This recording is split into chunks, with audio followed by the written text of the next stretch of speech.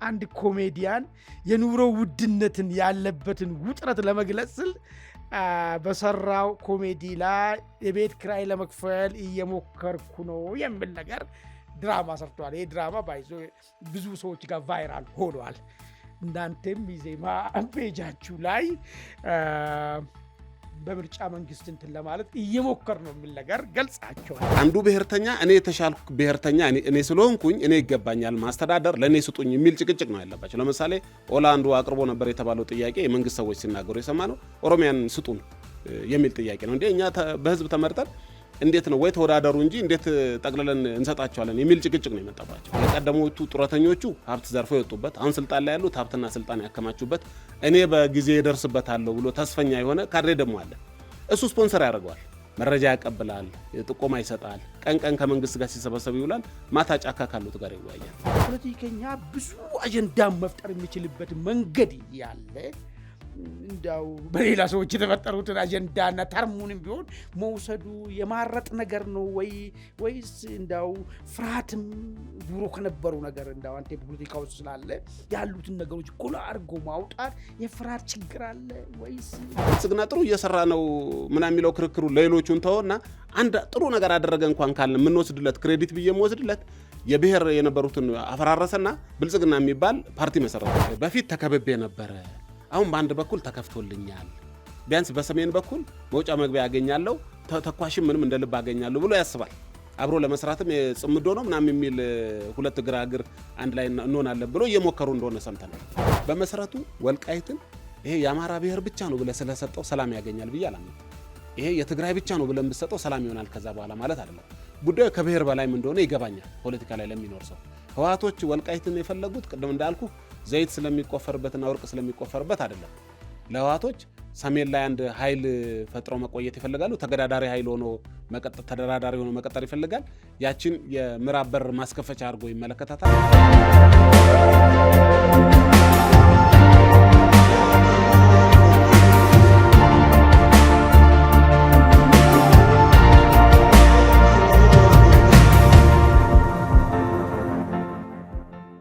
ሰላም ጤና ይስጥልን ውድ አድማጭ ተመልካቾቻችን፣ ይህ አንድ አፍታ ሞጋች የተሰኘው ዝግጅታችን ነው። በዛሬው አንድ አፍታ ሞጋች ዝግጅታችን ፖለቲከኛ ዮሐንስ ሞከነንን ይዤ ቀርቤያለሁ። እስከ ዝግጅታችን ፍጻሜ ከኛ ጋር ነው። እንግዲህ ጆን ፈቃደኛ ሆነ ዳግም ከአንድ ዓመት ምናምን በኋላ እኔ ጋር ድጋሚ ተገናኘን። በጣም እጅግ አድርጌ በጣም አመሰግናለሁ። እኔም እንግዳ ስላረከኝ። መልካም ጆን እያልኩ ይቀጥላል፣ ችግር የለም። እና አንድ ሰሞኑን አንድ የሆነች ቫይራል ሆና የወጣች ነገር አለች። ወደ ጥያቄያችን ከመግባታችን በፊት ፈግ የምታስደርግ ነገር ነች። እና አንድ ኮሜዲያን የኑሮ ውድነትን ያለበትን ውጥረት ለመግለጽ ስል በሰራው ኮሜዲ ላይ የቤት ኪራይ ለመክፈል እየሞከርኩ ነው የሚል ነገር ድራማ ሰርቷል። ይሄ ድራማ ባይዞ ብዙ ሰዎች ጋር ቫይራል ሆኗል። እናንተም ኢዜማ ፔጃችሁ ላይ በምርጫ መንግስት እንትን ለማለት እየሞከር ነው የሚል ነገር ገልጻቸዋል። እና እንዳው ይሄንን ቃል ተጠቀማችሁበት። ለምን ብዙ ሰዎች ይህን ቃል ከፍ አድርጎም ፖለቲካዊ ቃል አድርጎም እየገለጹ ነው ያሉት። አንዳንድ ፖለቲከኞችም አክቲቪስቶችም ይሄ ቃል ኢትዮጵያ የገባችበትን መንግስት ዜጎቹን የከተተበትን የኑሮ ቅርቃር ለመግለጽ ነው ብሎ የሚገልጹ ወገኖች አሉ። እንደው እናንተ የጠቀማችሁበት አሁን ሀገሪቷ የገባችበትን የኢኮኖሚ ችግር ለመግለጽ የነገሮችን ችግር ለመግለጽ ነው ወይስ እንዳው በሌላ አውዱ ተጠቀማችሁ? ዛሬ ትንሽ ታንኪዩ አማን እንዳልከው አክቹአሊ ቪዲዮ የመጀመሪያውንም የልጁን ቪዲዮ አይቼዋለሁ። ምንድነው እነ ሼክስፒር እንደሚሉት ዓለም የቲያትር መድረክ ናት። ተዋናዮቹ ሰዎችን ነው አይደለ? እኔ እናንተ ስላልተናገር ነው እንጂ እያንዳንዱ ሰው እንደዚህ የሚገልጸው ተቀርጸን ቢሆን ኖሮ ተላልፎ ቢሆን ኖሮ በየመንደሩ በየሰፈሩ በየቤቱ የቀሩ ብዙ የሚያስደምሙ ብዙዎቻችን ሊያወያዩ የሚችሉ ይሄን የመሰሉ ጉዳዮች እንዳሉ ይሰማኛል። ልጁም ያለው ይሄ ማህበራዊ ስላቅ እንደምንለው አይነት ሳታየር ነው። ውስጣችን ያለውን ስለነገረን እያንዳንዱ ሰው በየቤቱ በየጓዳው በየመስሪያ ቤቱ ያለውን ጉዳይ ስለተናገረ ሰው በጣም ተቀባበለው እንጂ የተለየ እንደ ፖለቲካል ኮኖቴሽን ወይንም የምታገናኘው ጉዳይ እኮ ኖሮ አይደለም። በቃ የሆነ ነገር እየሞከርኩ ነው፣ ልጆች ለማሳደግ እየሞከርኩ ነው፣ እንዲማርገ ያለበትን ትግል ነው። ነፍስ ግቢ ነፍስ ውጪ የሚመስል ያለውን የኑሮ ትግል የሰርቫይቫል ቻሌንጁን ነው ያደረገውና የብዙዎቹ ሪያሊቲ እሱ ይመስለኛል። እሱን ተከትሎ ያ እየሞከርኩ ነው የሚለው ሐሳብ ቫይራል ሆነ። አሁን ደግሞ እንደምታውቀው የምርጫ ጊዜ ነው። ከምርጫ ስትራቴጂዎች አንዱ የጆሮ ገብ የሆነ ሐሳብ ሰው የሚወደው ሰው የሰማው ሰው በቀላሉ ሊያስታውሰው ከሚችለው ጉዳይ ጋር ሐሳብ ማቀበል ነው ዓላማው እንጂ እንደው ከዛ የተለየ የፖለቲካ ትርጉም የሚያሰጠው አይደለም። ግን እንደ ፖለቲካ ፓርቲ ምን እያደረግን ነው ብለህ ብትጠይቀኝ እኛ ለኢትዮጵያ ደግ ቀን እንዲመጣ ለመስራት እየሞከርን ነው። አማራጭ ሐሳብ ለማቅረብ እየሞከርን ነው። ይሄንን በተለያየ መንገድ የሚተረጉሙት የሚያዩት አንዳንድ ጊዜ እንደው ለመዝናኛ ፖለቲካ ውስጥ እንደገባን ለቅንጦት ለትርፍ ጊዜ አድርጎ የሚያስቡ ሊኖሩ እንደሚችሉ ገምታለሁ። በተለይ ደግሞ ማህበራዊ ሚዲያ ይዞ የመጣው የአሁኑ ኦዲየንስ ዲፍረንት ኦዲየንስ ነው። ዲጂታል ሚዲያው ሰው ተደብቆ ድንጋይ የሚወራወርበት የሚሰዳደብበት ሆኗል መድረኩ እንደምታየው። ግን ምን የሚሰጥ ግን ምን እያደረግን እንደሆነ መንገድ ተገቢ ነው ብለን አጋጣሚን ተጠቀምንበት። ጥሩ እየሞከር ነው የሚለው ቃል ልክ ሰርቫይቫል ነገር ብቻ ሳይሆን እንዴት ነው መሰለህ እዛ ጋር የመጣው ነገር አሁን ሰውየው ሲገልጽ ቤት ኪራይ ሰው ዕቃውን ሽጦ ቤት ኪራይ አይከፍልም። የኑሮ ክፋትን የገባበት መቀመቅን የሚገልጽ ነገር ነው። እናንተ ያላችሁት የነገሮችን የችግር ጥልቀትን ነው ለማሳየት ነው እየሞከር ነው የሚለውን ነገር ያመጣችሁት ወይስ ሊተራል ቃሉን እንደ ማንኛውም ፓርቲ እየሞከር ነው የሚለው ነገር? ሊተራል ቃሉ ፊት ለፊት ያለው እየሰራን እያደረግን ያለውን ለማሳየት እንደገና ደግሞ የኑሮ ውድነት የሚልም አለ እዛው ገጻችን ላይ በተበላሸ ፖሊሲ የተጫነብህ እና የመጣብን የኑሮ ውድነት በተስተካከለ ፖሊሲ ለማቃናት እየሞከርን ነው ብለን ጽፈናል እኮ። ያለው ማህበረሰቡ ላይ ይዞ የመጣውን ዳፋ እንረዳለን። ሰው ያለበትን ቅድም ያልኩ ነፍስ ግቢ ነፍስ ውጪ አይነት ውስጥ ያለበትን እንረዳለን። እንደውም አንድ ሲቀለድ ምን ይባላል መሰለህ፣ የኛ ሀገር የነፍስ ወከፍ ገቢ ይሄን ያህል ነው። የውጭ ዜጎች ናቸው ለጉብኝት መጥተው ቱሪስቶች እኛ ሀገራቸውን እየጠቀሱ ነው። የነፍስ ወከፍ ገቢ እንደዚህ ነው፣ እዚህ ነፍስ ወከፍ እንደዚህ ነው፣ እናንተ ጋር ስንት ነው ብሎ ጠየቁት። አሰበና አይ እኛ ጋር የነፍስ ወከፍ ገቢ የለም፣ የነፍስ ውጪና ነፍስ ግቢ ነው ያለው። እሱን የሚያሳይ ይመስለኛል። ጥሩ እንግዲህ እንዳው የመጨረሻ ሐሳብ ላንሳና ወደ ጉዳያችን እንግባ። እስቲ ምንድነው መሰለ ፖለቲከኛ ሁሉ ጊዜ አጀንዳ ይፈጥራል የሚል ነገር አለ። አሁን እንዳው ፖለቲከኛ አጀንዳ ከመፍጠር ወጥቶ የተፈጠሩ አጀንዳ ተቀብሎ ወደ ማመንዠግ እየሄደ አይን ነገር ነው ይምብል ብሎ ትችት የሚያነሱ ወገኖች አሉ። እንዳው ብዙ ችግር ነው ያለው በዚህ አገር ውስጥ ማለት ነው። ምናልባት ይሄ ኮሜዲያን እየሞከርኩ ነው የሚለውን ነገር በራሱ መንገድ የኑሮን ጫና ገለጸ ልበል። ፖለቲከኛ ብዙ አጀንዳ መፍጠር የሚችልበት መንገድ ያለ እንዳው በሌላ ሰዎች የተፈጠሩትን አጀንዳና ተርሙንም ቢሆን መውሰዱ የማረጥ ነገር ነው ወይስ እንዳው ፍርሃትም ድሮ ከነበረው ነገር እንዳው አንተ በፖለቲካ ውስጥ ስላለ ያሉትን ነገሮች ጎላ አድርጎ ማውጣት የፍርሃት ችግር አለ ወይስ የውለታ ነገርም አለ ወይ ምንድን ነው? አይ በተሳሳተ ነው የተረዳው። እንደሱ ተረድተው ከሆነ እንደምታውቀው ማንም የተለየ ውለታ እኔ ጋር የለው ማናችንም ጋር አለው ብዬ አላምንም። በፈቃደኝነት ፓሽኔት ሆነን ለሀገራችን ለሕዝባችን ይጠቅማል ብለን ሐሳብ የምናዋጣበት እንጂ ከማንም ጋር የውለታም የተለየ ቃል ኪዳን የለንም። ቃል ኪዳን ካለን ከእምነታችን ጋር ነው። ከፖሊሲ ሐሳቦች ላልከው በጊዜውና በሰፊው የምናወራው ይመስለኛል። ምናልባትም እንደ ኢዜማ ከጠየከኝ ምናልባትም ብቸኛው ፓርቲ በኢትዮጵያ ታሪክም አድርጌ ልገልጽልህ እችላለሁ። ከማንም ጋር መከራከርም እንችላለን ቁጭ አድርገን በዳታ በቂ ፖሊሲዎች አሉ። ሰሞኑን ዴይ ኤንድ ናይት የምሰራው እሱ ላይ ነበር። ፖሊሲዎች ነበር የባለፈው የሰራናቸውን ፖሊሲዎች አብዴት አድርገን አዳዲስ ፖሊሲ ጨምረን አጀንዳማ አዘጋጅተናል። ግን ይሄ እንደው ሰልጠን ባለ ማህበረሰብ ውስጥ ካቺንግ ዘ ሞመንት ይባላል። የሆነ ሲመጣ ሞመንት ሲኖርና ህዝቡን ካች ካረገ በዛው ሐሳብ ማቀበል በዛው የህዝብ ስሜት ጋር አብሮ መራመድ እንደውም ቆሞ ቀር አለመሆንን ነው የሚያሳይህ። አሁን ዲጂታል በሆነ ወርልድ ውስጥ ሰው እያወራ ያለው ሌላ ነው፣ አንተ ሌላ አጀንዳ ይዘህ ብትመጣም እንደውም አትግባባም። ስለዚህ ያንን ሞመንት ካች አድርጎ ሐሳብን የማስተላለፍ ያርጋ አስበው እንጂ ሐሳብና አጀንዳማ ከበቂ በላይ ያለ ልልህ ይችላል። በጣም ጥሩ። እስኪ ወደ ጉዳያችን ንግባ። ይሄኛው ለፈን ያክል ነው አነሳ ነው። ወደ ጉዳያችን ስንገባ እንግዲህ ሀገራችን ከአንደኛው አካባቢ ጦርነት ወደ ሌላ አካባቢ ጦርነት መሻገር ከጀመረች ድፍን 7 ዓመት አስቆጥራለች። የተደረጉ ጦርነቶች የሚሆኑ እየተደረጉ ያሉ ጦርነቶች በጦር ኃይል ስቆም ወይንም አንዱ አሸናፊ ወይ አንዱ ተሸናፊ ሲሆንም አላየንም። በእርግጥ ነው ማይካን ነገር ትግራይ ጉዳይ ላይ ትግራይ ክልል ላይ ህወሓትን የማስታገስ ሂደቶች ነበሩ።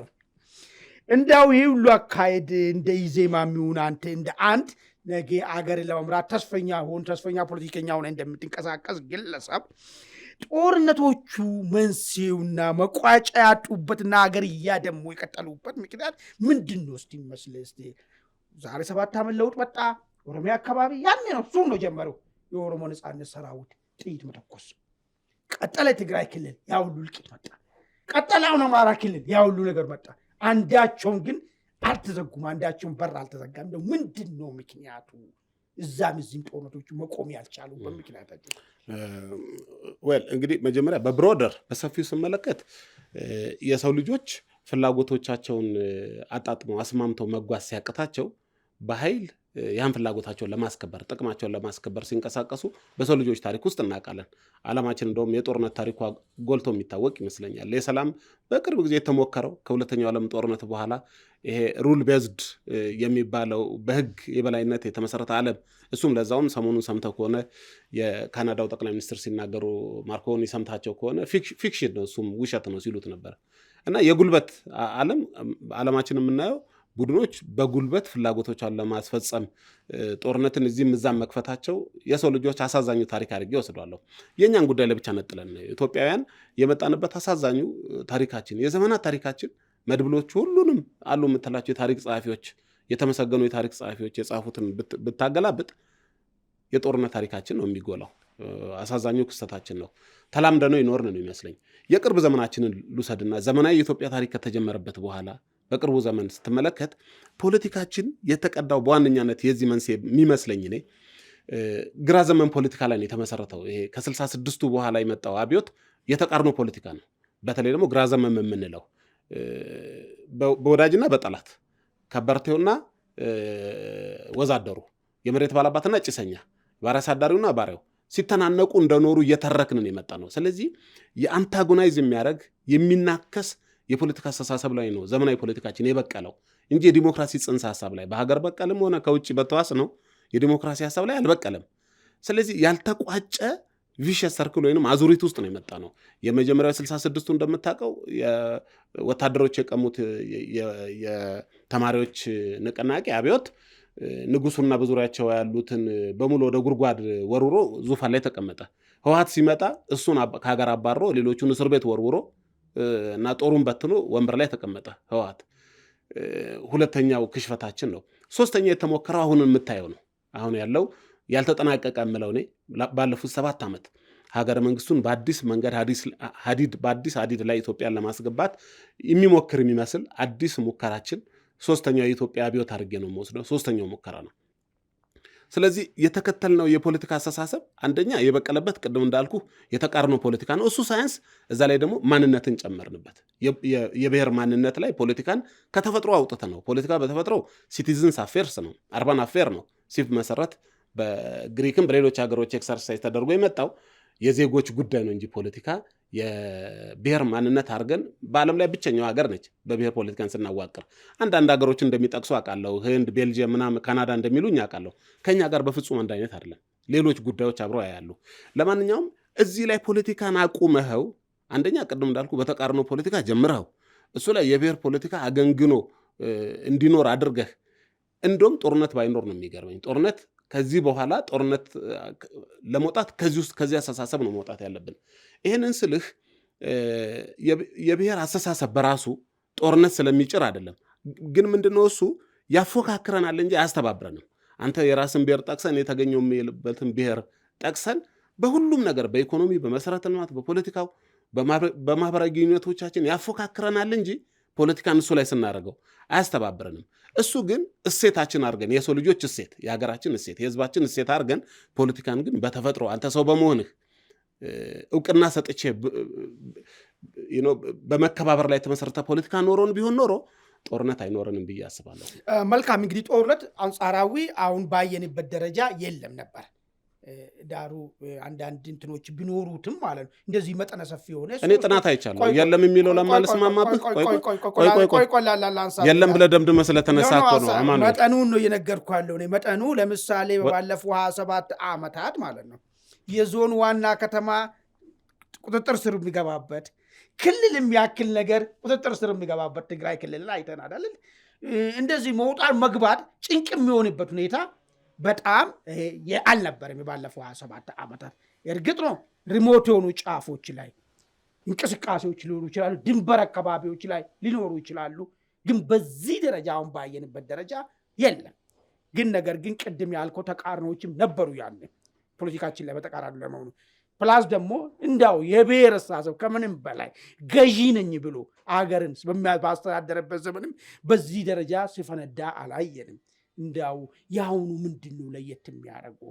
ሁለት ነገር ሌላ አንሳለ እና አንተ ሀሳብን ጨምሮ መንግስት ደጋፊዎችና መንግስት ራሱ አንድ የሚያነሳው ነገር አለ። አሁን እየተዋጉን እየወጉን ያሉ ኃይሎች ተላላኪዎችና በስልጣን ጥመኝነት ያበዱ ስልጣን ፍላጎታቸውን ለማርካት ነው የሚያደርጉት የሚል ነገር ነው የሚያነሳው። ሌላው የሌላ አካባቢ የኢትዮጵያ ታሪካዊ ጠላቶች ተላላኪዎች ናቸው፣ እነሱ ናቸው ያደራጁብን። እሱም ጥያቄ ስር ይገባል፣ ይሞገታል። ለምን ትላንትና እንደዚህ አይነት ትውልድ አልነበረም፣ ለምን እንደዚህ አይነት እንቅስቃሴ አልነበረም የሚል ጥያቄ እንዳለው ነው። አንጻሩ ደግሞ በሌላ በኩል ያሉ ደግሞ የለም ከምንም ጊዜ በላይ አሁን መንግስት እብሪተኛ ሆኖ ከመሆንም አልፎ የሉና ጥያቄ አደጋው ስለከተተን ምንም ቶለሬት ማድረግ ስላልተቻለ ይህን ልንቀለብሶ ነው። ይህን ለመቀልበስ ደግሞ ይሄ የሞራልም ግዴታ ነው የሚል ነገር ቅዱስም ጦርነት ነው ብሎ የሚናገሩ አሉ። እንደው ከዚህ አንጻርና ቅድም ልትከራከረኝ የፈለግከውንም ጉዳይ አያይዘህ እስቲ ያንተን እስቲ ቪው በዚህ ጥሩ ነው። ይኸውልህ እኔ በዚህ ጉዳይ ላይ እንደው ግጭቶች መንስኤያቸው ምንድን ነው፣ ለምን ከግጭት መውጣት አቃተን የሚል አንድ ጥናታዊ ጽሑፍ አዘጋጅቼ አቅርቤ ያውቃለሁ። ለውይይት አቀርበን ተከራክረንበት እናውቃለን። እሱን ስሰራ እሱን ጽሑፍ ሳዘጋጅ በርካታ ጥናቶች አይቻለሁ። ለምሳሌ ባለፉት አንተ ሰላም ነበር ብለን ብዙ ሰው በምንገምትበት ጊዜ ሁማን ራይትስ ዎች የመዘገባቸው ኢንተርናሽናል ሪኮግናይዝድ የሆኑ ከ30 በላይ ጦርነቶች ነበሩ። ድብቅ ጦርነቶች ናቸው፣ ግጭቶች ናቸው። በየቦታው በርካታ ሰዎችን ያፈናቀለ፣ ዜጎች የሞቱበት፣ ሴቶችና ህጻናት የተደፈሩበት ነበረ። ይህ ማለት በዚህ ስኬል ነው ልልህ አይደለም፣ ከእሱ ጋር ማወዳደሪያ አይደለም። እኔም መጀመሪያ ያለን ሰው ላይ በዚህ ደረጃ ማኒፌስት ያደረገ በዚህ ደረጃ በክፍለ ጦርና በኢዝ ደረጃ ጦርን ያደራጀ በኋላም ስለምንሄድበት እሱን ነው እያነሳው። ተረድቻለሁ። እንደ ሁሉም አልጋ ባልጋ እንደነበር አድርገን መገንዘብም አንዳንዴ የተሳሳተ ድምዳሜ ላይ ያደርሰናል ብዬ ነው። እሱን ብዬ አሁን ጦርነቱ የፈነዳባቸው ምክንያቶች ግልጽ ምክንያቶች አሉ። የኢትዮጵያ ህዝብ ሁላችንም ተመልካቾች፣ አድማጮች የሚገነዘቡት የመጀመሪያው ጦርነት የኦነግ ክንፍ የሆነው ኦላ፣ አሁን ራሱን ኦላ ያለው ቡድን መንግስት ስልጣን ከያዘ በኋላ ቅሬታ ነበራቸው። ድርድርም ተሞክሯል። በድርድር ጊዜ ያቀረቧቸውንም መደራደሪያ ሀሳቦች በኋላ ሰምተናቸዋል። ያለው ምንድነው? እሱ አንዱ ብሔርተኛ እኔ የተሻልኩ ብሔርተኛ እኔ ስለሆንኩኝ እኔ ይገባኛል ማስተዳደር ለእኔ ስጡኝ የሚል ጭቅጭቅ ነው ያለባቸው። ለምሳሌ ኦላ አንዱ አቅርቦ ነበር የተባለው ጥያቄ የመንግስት ሰዎች ሲናገሩ የሰማ ነው። ኦሮሚያን ስጡን የሚል ጥያቄ ነው። እንዴ እኛ በህዝብ ተመርጠን እንዴት ነው ወይ ተወዳደሩ እንጂ እንዴት ጠቅልለን እንሰጣቸዋለን የሚል ጭቅጭቅ ነው የመጣባቸው። ኦሮሚያ የሚያስተዳድረው የኦሮሞ ብሔርተኞች ናቸው ወይንም በዛ የተደራጁ ፖለቲከኞች ናቸው? የተሻልኩ ብሔርተኛ ነኝ የሚለው ነው ሲዋጋ የምታየው። ትግራይ ሂድና ያው ትግራይ ጦርነቱ ሲነሳ የፌዴራሊዝሙ ሊፈርስ ነው የሚል እንደውም ታስታውስ እንደሆነ የፌዴራሊስት ኃይሎች ብሎ ሰብስቧቸው ነበር። እነኛ የፌዴራሊስት ኃይሎች ያላቸው ህወሓት በአምሳሉ የፈጠራቸው አብዛኞቹ የብሔር ኤሊቶች ናቸው፣ ብሔርተኞች ናቸው ተሰብስበው የነበሩት። መቀሌ ላይ ተሰበሰቡ፣ አደራጃቸው፣ ፉከራ ነበረ። ከዛ ጦርነቱን ጀመረው። እንደምታስታውሰው ማንም ይጀምር እሱ ብዙ አያሳስብኝም። የጦርነቱ መንስኤ ግን ስልጣኔን ተነጠቅኩ የሚል ብሔርተኛ ነበር። አሁን አማራ ክልል ውስጥ ያለውን ተመልከት። የአንድነት ኃይሎች አይደሉም፣ ኢትዮጵያ አንድትሁን የሚል አይደለም፣ ብሔሬ ተጠቅቷል ምናምን ነው የምትለው። ስለዚህ ሁሉም ጋር ያሉት እሳቱን የሚለኮሱት እየተዋጉ ያሉት ብሔርተኞቹን ታገኛቸዋለህ። ምን አዋጋቸው ብለህ ከጠየከኝ እኔ 3 ኃይሎች ይታዩኛል አልኩ። አንደኛው በብሔራቸውና በቋንቋ ማንነታቸው ተሰባስበው ሀብትና ንብረት ሲያፈሩ የነበሩ ሰዎች አሁን ግን ፖለቲካ ውስጥ የለንም በዚህም እዛም ሲሉ ሰማቸዋለህ። እነሱ በሀሳብም በሎጂስቲክስም ይህን ይደግፉታል። ምክንያቱ ምንድን ነው? በኋላ ተጠያቂነት እንደሚመጣ ያውቁታል ሀገሪቱ ከዛ ከወጣች። ሁለተኛው በብሔሩ ተደራጅቶ ስልጣን ላይ የተቀመጠ ኃይል አለ፣ በተለያየ መዋቅር፣ በተለይ በመንግስት መዋቅር ውስጥ በተለያየ ደረጃ ያለ አለ እና አንዳንዴ አሁን ያለው መንግስት ሲያሙት እነሱ ውስጥ ያሉት ምንድን ነው የሚሉት? ለአህዳውያን አሳልፎ ሊሰጠን ነው፣ አህዳውያን ሊመጡብን ነው ሲሉ ሰማቸዋለሁ። በራሳቸው መድረክ ፌዴሬሽኑ ሊፈርስ ነው፣ ፌዴራሊዝማችን ሊፈርስ ነው ሲሉ ሰማቸዋለሁ። ስለዚህ ስልጣንና ሀብት አስጠብቆ መቀጠል ይፈልጋል። ሶስተኛውና አደገኛው የሚያሳስበኝ ተስፈኛ ኃይል አለ። እነኛ በሄዱበት የቀደሞቹ ጡረተኞቹ ሀብት ዘርፎ የወጡበት፣ አሁን ስልጣን ላይ ያሉት ሀብትና ስልጣን ያከማቹበት፣ እኔ በጊዜ እደርስበታለሁ ብሎ ተስፈኛ የሆነ ካድሬ ደግሞ አለ። እሱ ስፖንሰር ያደርገዋል። መረጃ ያቀብላል፣ ጥቆማ ይሰጣል፣ ቀን ከመንግስት ጋር ሲሰበሰብ ይውላል፣ ማታ ጫካ ካሉት ጋር ይወያያል። ስለዚህ ብሔርተኝነት ኢትዮጵያ ላይ ኢትዮጵያን ሀገሪቱን እኔ ምድጃ የእሳት ምድጃ ያረጋት ይመስለኛል። በጣም ጥሩ ያዝልኝ። እዚህ ጋር አንድ ጥያቄ ላንሳለ። ይሄ ጦርነት አይዲዮሎጂ ጦርነት ነው ብለህ ነው የምታምነው? በፍጹም አይደለም፣ በፍጹም አይደለም። ሶ ታዲያ አሁንም ያለው እኮ እንዲያውም እኮ ሲናገሩ ስንሰማቸው ይሄ የአንድ ቡድን የበላይነት ሁሉም የራሱ ፍሬም የሚያደርገው የሚገርም ነገር በኦሮሞ ነጻነት ሰራዊት በኩል ብሰማ ይሄ የአዳውያን ሀሳብ ነው። ከዚህ በፊት የተሸነፈ አስተሳሰብ ይዞ የመጣ መንግስት ነው፣ ታይቶናል፣ አውቀነዋል እና እናስወግደዋለን ነው የሚለው። አማራ አካባቢ ደግሞ ስትመጣ የኦሮሞን የበላይነት የኦሮሞማን ስርዓትን ሊያሰፍን የመጣ ኃይል ነው። ይሄ ከዛሬ 600 ዓመት በፊት ያጋጠመን አይነት አደጋ ነው ስሉ እንሰማለን። እንዴት ይህን ደግሞ ለመከላከል በብሔራችን መደራጀት አለብን ነው የሚሉት። እንዳው የብሔር ኃይሎች እርስ በርስ የተዋጉ ነው ማለት ሳንችልም ወይ? እንደሱ ወስድና ግን እኔ እንደውም ስገነዘበው በቢገር ፒክቸር ካየሁት የብሔር ፖለቲካ ማክተሚያው እየመጣ ስለሆነ አንዳንድ አይተህ ከሆነ ለቅርጫ በሬ ሲታረድ አይተህ ታውቃለህ? ክፉኛ ይንፈራገጣል። አጠገቡ ከቆምክ እግርህንም ይሰብርሃል፣ ህይወትንም ሊያጠፋ ይችላል። እና በሬው ቆሞ ያላጠፋውን ጥፋት ቆሞ ያላደረሰውን ውድመት ከወደቀ በኋላ የሚያደርሰው ይብሳል ይመስለኛል። ግን እኮ የኢትዮጵያ ፖለቲካ ገፍቶ መጥቶ 1 ሚሊዮን ሰው ያለፈበት አውዳሚ ጦርነት በሰሜን እኮ 2-3 ዙር አደረግን። ብሔርተኝነት ወስዶ ምን እንደሚያደርገን አየ ነው። ማን ተማሪ ከሱ? ድፍን እኮ አማራ እኮ በኢትዮጵያዊነቱ እኮ የሚኮራና በኢትዮጵያዊነት ውጪ ምንም አልቀበልም ስለነበረው እኮ ኢትዮጵያ መዳረሻ ኢትዮጵያ የምትለውን ቃል አታንሳ ተብሎ እኮ አሁን ሰሞኑን በሚያደርጉት እንቅስቃሴ መነሻም መድረሻም አማራ ነው የሚሉ ቡድኖች ናቸው እኮ አሸንፎ የመጡት። በምን ሂሳብ ነው ማክተሚያው ላይ ደርሰናል የምንለው? እንዲያውም ከምን ጊዜ በላይ ጠንክሮ እኮ ወደ ኮንፌዴሬሽን አይነት መልክ እየሄድን አይደለም ወይ? በፍጹም አይደለም። ሶም እስቲ ማስረጃዎችን ላቅርብ ወንድሜ። ሲጀምር ባለፉት 7 ዓመታት የክልል ልዩ ኃይሎች በሙሉ ፈራረሱ። ብሔሮች ሀገረ መንግስቱን የማፍረስ አደጋ የደቀኑ ኃይሎች ዋነኛ መመርኮዣቸው ምን ነበር? የሚቆሙበት አንደኛ ሚዲያ ያላቸው፣ መሳሪያ ያላቸው፣ ከዛ ደግሞ መዋቅር ነበራቸው። አሁን ምንድነው የተደረገው? ሚዲያዎቻቸው ፈራረሰባቸው። የብሔር የሚባለው አሁን ወደ ክልል መልክ ተቀይሯል። ግራጁዋሊ ይወጣሉ ብዬ ተስፋ አደርጋለሁ። ትልቁ መሳሪያ አንግበውበት የነበረው ልዩ ኃይል የሁሉም ክልሎች ፈራረሰባቸው። መዋቅር ላይ ነበራቸው፣ ፈራረሰባቸው። ለምሳሌ የብልጽግና ጥሩ እየሰራ ነው ምናምን የሚለው ክርክሩ ለሌሎቹን ተወውና አንድ ጥሩ ነገር አደረገ እንኳን ካልን የምንወስድለት ክሬዲት ብዬ የምወስድለት የብሔር የነበሩትን አፈራረሰና ብልጽግና የሚባል ፓርቲ መሰረተ። እርግጥ ክልል ላይ ስትሄድ መዋቅሩ የብሔር መሆኑን ዘንግቼ አይደለም፣ እሱ ረስቼ አይደለም። እና እዚህ ጋር ጥያቄ ላንሳ። ጥሩ ነው ብልጽግና ልዩ ኃይሉን አፈረሰ፣ የብሔር ሚዲያ አፈረሰ እና ኢትዮጵያዊ መልክ አሳዘው፣ የብሔር ስብጥር ነበረውን በአገራዊ ፓርቲ መሰረተው። ናሬሽኑ አሁን የምሰማው ግራንድ ናሬሽኑ ምንድን ነው? እኔ አሁን እያልኩ ያለው ተው የብልጽግና አይደለም፣ እኔ ብልጽግና አይደለም፣ ህዝቡ ውስጥ ያለው ፖለቲካው ዲስኮርስ ላይ የምሰማው ዋነኛ አጀንዳ ኢትዮጵያዊነት ወይ ደግሞ ትልልቅ ግራንድ ፕሮጀክቶች በጋራ የሚያስተሳስሩ ናቸው የምሰማው ወይስ ቅድም በስቴት መዋቅሩ ነው? በመንግስት በኩል ያለውና በሰፊው ህዝብና ወይ ደግሞ ከህዝብ ወጣን የሚሉት ኃይሎች ደግሞ ከአማራ ልዩ ኃይል በላይ የሆነ እኮ የአማራ ሰራዊት ተመስርቷል ጫካ ውስጥ። ከኦሮሚያ ልዩ ኃይል ያላቁም በቁጥር አላቁም ብዙ በርካታ ቁጥር የሆነ የኦሮሞ ነጻነት ሰራዊት የተንቀሳቀሰ ነው። ከዚህ ስቴት አፓራተስ ቢወጣ በተቃዋሚ ነን የሚሉ ኃይሎች ዘንድ ግን ከምንም ጊዜ በላይ እየገነገነና ተስፈኛ ነገ መንግስት ይሆናል ብሎ እየመጣ ያለው የባሰ የከፋው ብሔርተኛ ነው እንጂ የለሰለሰ ነገር አይደለም። እሱ ብቻ አይደለም። ሚዲያንም ስላነሳልኝ ትላንትና ኢትዮጵያን ስታብረ የነበሩ ሰዎች ዛሬ ሁሉም ሄዶ የየራሳቸው የብሔራቸው ሱቅ ከፍቶ ቁጭ ብለዋል።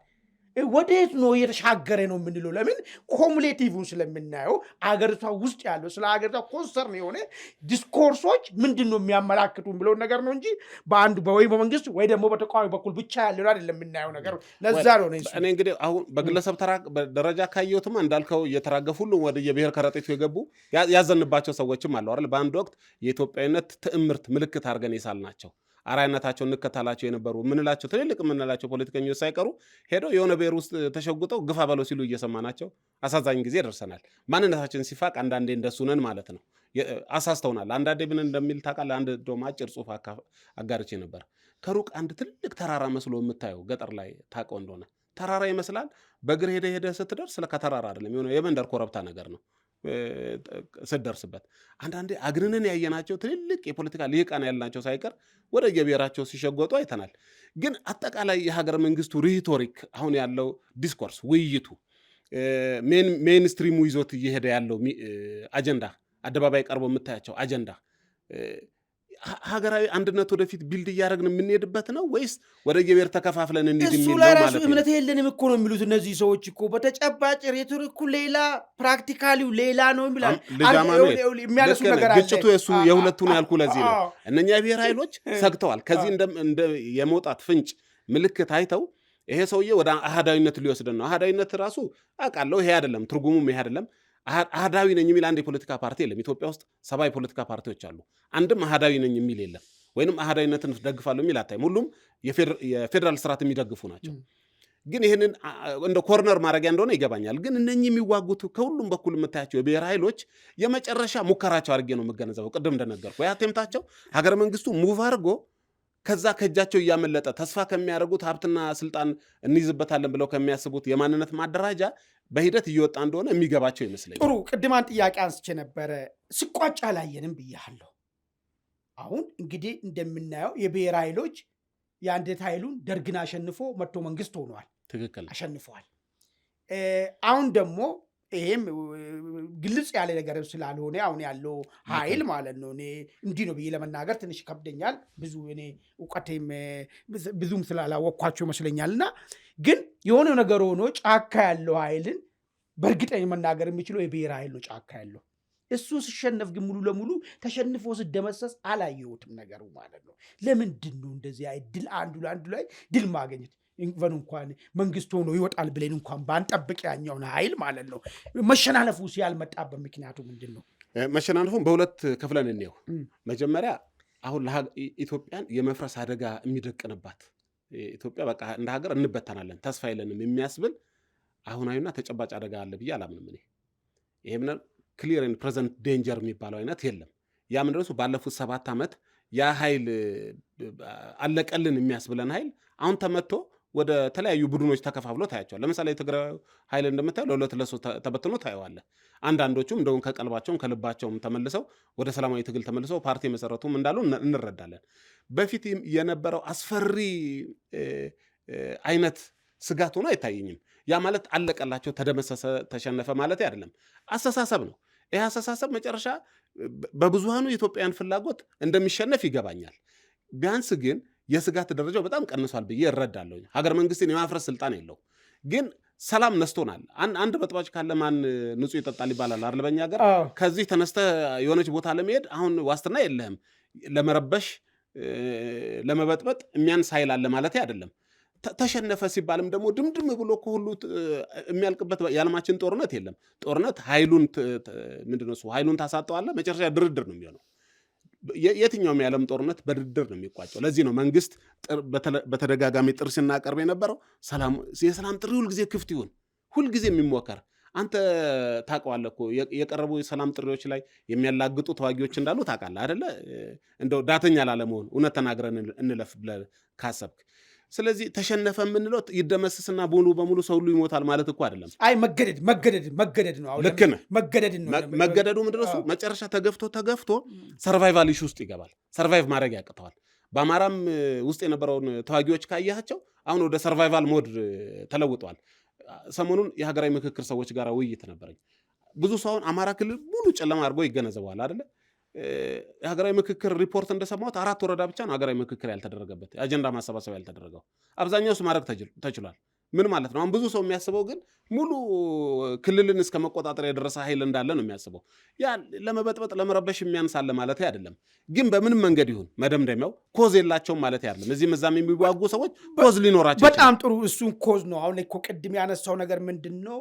ተላላኪዎች ናቸው፣ ስልጣን ጥመኞች ናቸው የሚል ክስን እኔ አሁን ስሞግቶ አንዳንዶቹ ከምንም ጊዜ በላይ በርካታ ሰው ማሰለፍ ከጨዋ እስከ ተማሪ ድረስ ማለት ነው ማሰለፍ የቻሉ በርካታ ቁጥር ያለው ሰራዊትን መገንባት የቻሉ ኃይሎች ናቸው። እንዳው አንተ የሆነ ሰውን ስልጣን ላይ እንዲወጣ ውድ የሆነ ህይወትን አትከፍልም። ከባድ ነው። ህይወት መክፈል ማለት በጣም ከባድ ነው፣ በደንብ ካልገባ በስተቀር ማለት ነው። እንዳው ለተላላኪነት በዚህ ደረጃ ሰዎችን ማደራጀት ይቻላል ወይ የሚል ለሙግት ክፍት የሚያደርግ ነገር ነው። አይ ደግሞ እነዚህ ሰዎች እነሱ እንደሚሉት ህልውና ነው የሚለው ጉዳይን ደግሞ ስታስብ ህልውና ወደኋላ መለስ አድርጌ ለመተንተን ስትሞክሮ ህልውና አደጋ መጣብን። በተለይ በፋኖ በኩል የሚነሳው ጉዳይ ላይ አማራ ጠል የሆነ አስተሳሰብ በዚህ ሀገር ውስጥ ተፈጥሯል። ህገ መንግስቱ በዛ ደረጃ መጣ። ፌዴራል አወቃቀሩ በዛ ደረጃ መጣ። ስለዚህ አማራ ውሎ አድሮ መኖር የማይችልበት ደረጃ ላይ ስለደረሰ ይህም መከላከል ግዴታችን ነው ያሉ ሰዎች ዞሮ ይህንን ህልውና አደጋን እንዲመጣ ካደረገው ኃይል ጋራ አብረን እንሰራለን፣ ስሩ ደግሞ እንሰማለን። እሱንም ደግሞ እንዳናበል ኦኬ፣ ይሄ ነገር ህልውና ከሆነ ታዲያ ህልውና አደጋ ችግር ከፈጠረ ኃይል ጋር እንዴት ነው ሊሰሩ የሚችሉት የሚል ደግሞ መከራከሪያ እናነሳለን። ለዛ ነው እንዳው ኮዙ ላይ ምንድን ነው እንዳው በአንተ እይታ ጭብጧ ነገር ምን ትመስላለች? የተለያዩ ኃይሎች የተለያዩ ጥያቄ ነው ያላቸው አይደል? የትግራዩ ጥያቄ አማራ ውስጥ ካለው ይለያል። አማራ ውስጥ ያለው ከኦላዎች ይለያል። ዲስቲንክቲቭ የመጣበት ጀነሲሱም ይለያል፣ ጥያቄያቸውም ይለያል። ኦሮሚያ ላይ የማየው እኔ ነኝ የተሻልኩ ብሔርተኛ ስልጣኑ ለእኔ ይገባኛል የሚል በብሔርተኞች መካከል ያለ ፉክክር ነው። እነ ሽመልስና እና ጃልመሮ የተሻለ ኦሮሞ እኔ ነኝ የሚል ክርክር ነው የማየው። የትግራይ ውስጥ ያለው በፊት የነበረኝን ሄጂሞኒ ጠቅላይነት አጥቻለሁ፣ መልሼ ያን ጠቅላይነት ስጡኝ፣ ተዋርጃለሁ፣ ወደ ስልጣን የመልሱኝ ነው የምታየው። አማራ ላይ የምታየው አፍላ ብሔርተኝነት ነው። ይሄ አዲስ ብሔርተኝነት፣ ግንፍል ብሔርተኝነት የምታየው መነሻው ታስታውስ እንደሆነ ከአማራ ክልል ወደ አዲስ አበባ ሲገቡ ኬላዎች ተደርገው ፍተሻዎች ይደረጉ ነበር። እዛ ላይ ቮይስ አድርገናል፣ አስታውሻለሁ። መግለጫ ሰጥተናል፣ ኢንተርቪው ሰጥቼ ያውቃለሁኝ።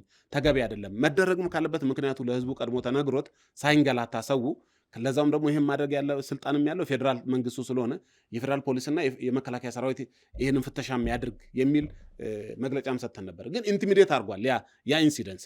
የኦሮሚያ ልዩ ኃይሎች የነበሩ ይፈትሹ ነበረ። አንዳንድ ቦታ ክብረ ነክ የሆነ እንግልትም አይተናል። ያ ወጣቱን አስቆጥቶታል። አማራ ክልል እንዴት ወደ ከተማችን ወደ ሀገራችን ዋና ከተማ ለመሄድ እንደዚህ እንንገላታለን? አንዱ ጥያቄ ነበር። ሁለተኛ በዚህ በወልቃይትና በኩል ያለ የመሬት ጥያቄ ነው፣ ሊነጠቅብን ነው፣ ለትግራይ ሊሰጥብን ነው የሚል ሰምተናል። ይሄንን ሁሉ ደምር ናየው ያ ከታረመ ለምሳሌ አሁን ፍተሻ ከሌለ በቃ ተፈታ አይደለ? ችግሩ ከተፈታ ከዛ ይሄ የተፈታው ችግር ሰስቴነብል ሆኖ እንዲቀጥል ዘላቂ እንዲሆን በጋራ ሀገር ውስጥ በጋራ መከባበር በአዲስ ሶሻል ኮንትራት ላይ እንዲቆም መስራት አንድ ነገር ነው። የወልቃይትና ምናምን የምትለውንም አካባቢ የምታየው በእኔ አስተሳሰብ እሱም በኋላ እመጣበታለሁ። እንዳንድ የዜግነት ፖለቲካን እንደሚያቀነቅን ሰው ሁሉም የሁሉም ሀገር ነው ብዬ ነው የማስበው። አንተ ጋምቤላ የሚሄድ ቦረና፣ ኦጋዴን የሚሄድ ሽሬ የአንተ ሀገር ሊሆን ይገባ ነበር።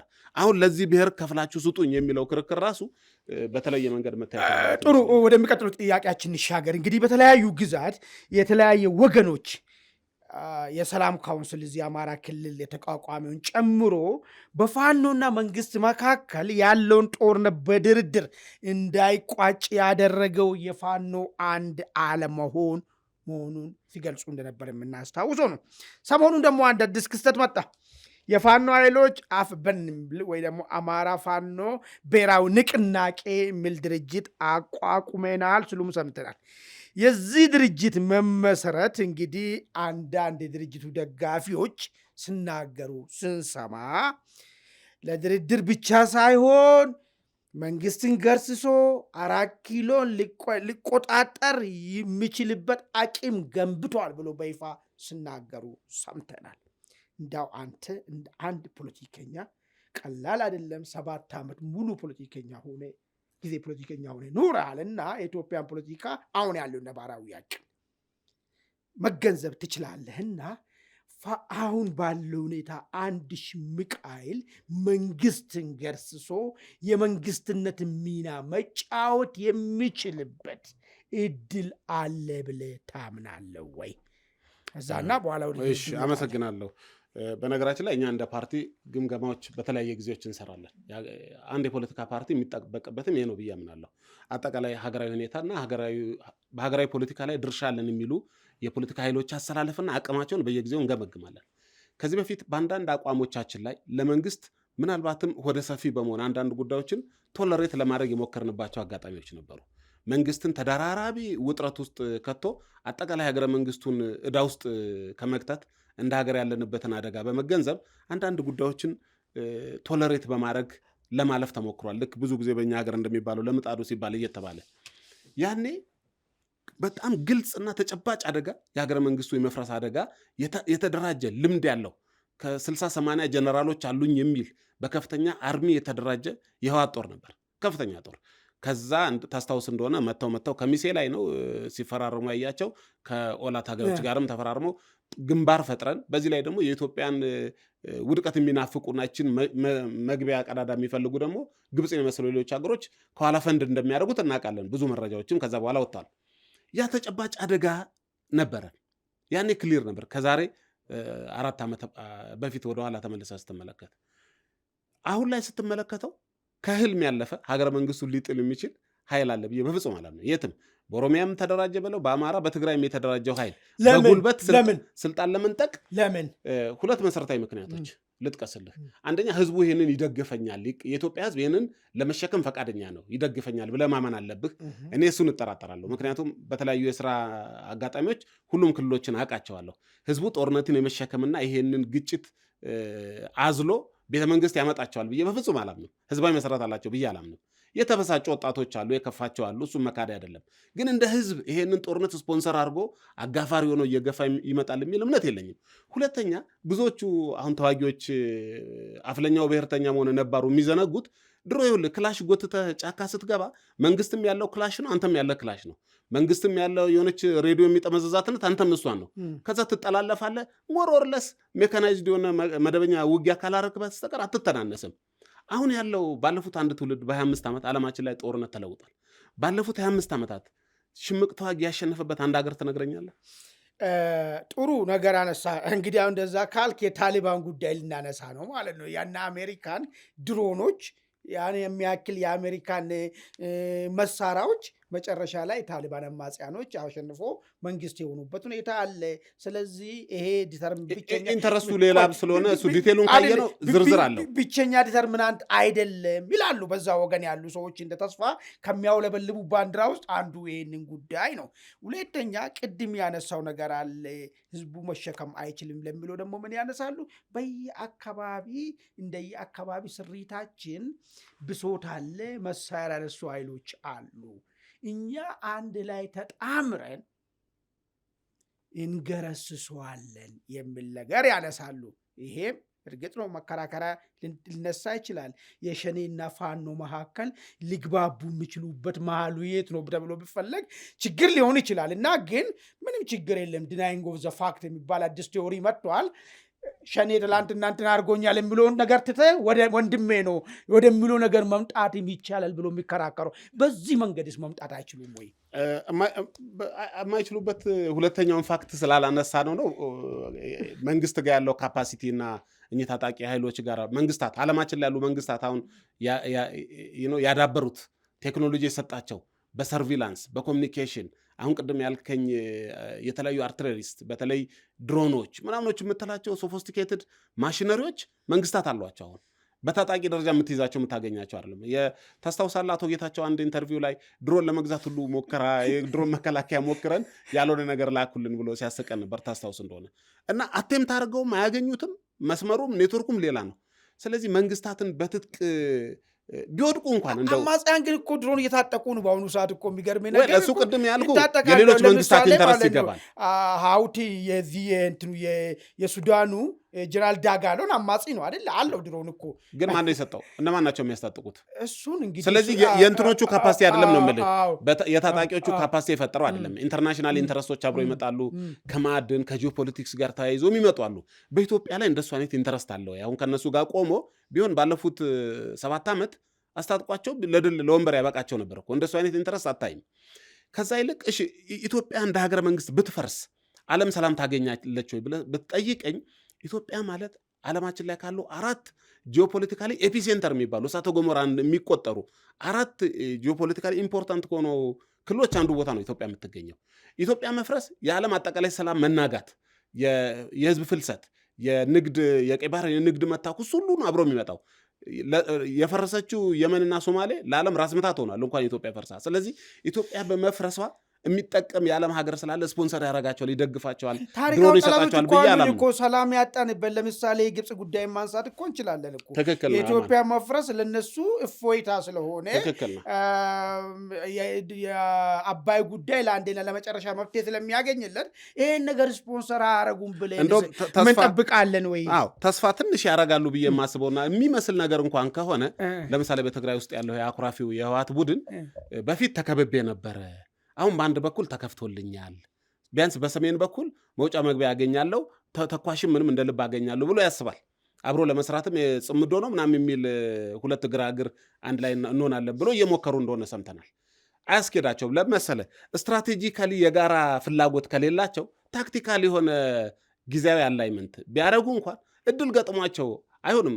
የህልም ያህል ነው ሆኖ እንኳን ሀገረ መንግስቱን ቢያፈርሱት ቀጥሎ ወደ ጦርነት የሚገጥሙት እነሱ ናቸው። ደብረ ብርሃን ሳይደርሱ ጦርነት እርስ በርስ እንደሚታኮሱ እኮ ይታወቃል። ምክንያቱም ስትራቴጂክ ፍላጎቶቻቸው ስለሚለያይ ማለት ነው። እሺ መንግስት መሆን ካልቻሉ እንዳው እንደ ስሪላንካው አማጺ እንደ ታሚል ታይገር የመሆን እድል አላችሁ ብለህ ታስባለህ ወይ? ፋኖ በለው ኦሮሞ ነጻነት ሰራዊቱ በለው የህወሓትን ጉዳይም በለው የህወሓት ጉዳይ እንኳን በፕሪቶሪያ ተይዟል በሚል ነገር ያዙና ሁለቱ መንግስት መሆን አይችሉም ካልክ እንደ ስሪላንካው ታሪክ የመሆን እድል አላችሁ ብለህ ትገምታለህ? እውነቱን ለመናገር እነኛ አሁን ይሄን ውይይት በምናደርግበት በዚህ ጊዜ ከሶስቱም ዋነኛ የምትላቸው ሶስቱ አማጽያን ወይንም የትጥቅ ትግል ያነሱ ኃይሎች እየተከፈሉ መውጣታቸው እናውቃለን። የቅርብ ጊዜ ትዝታችን ነው።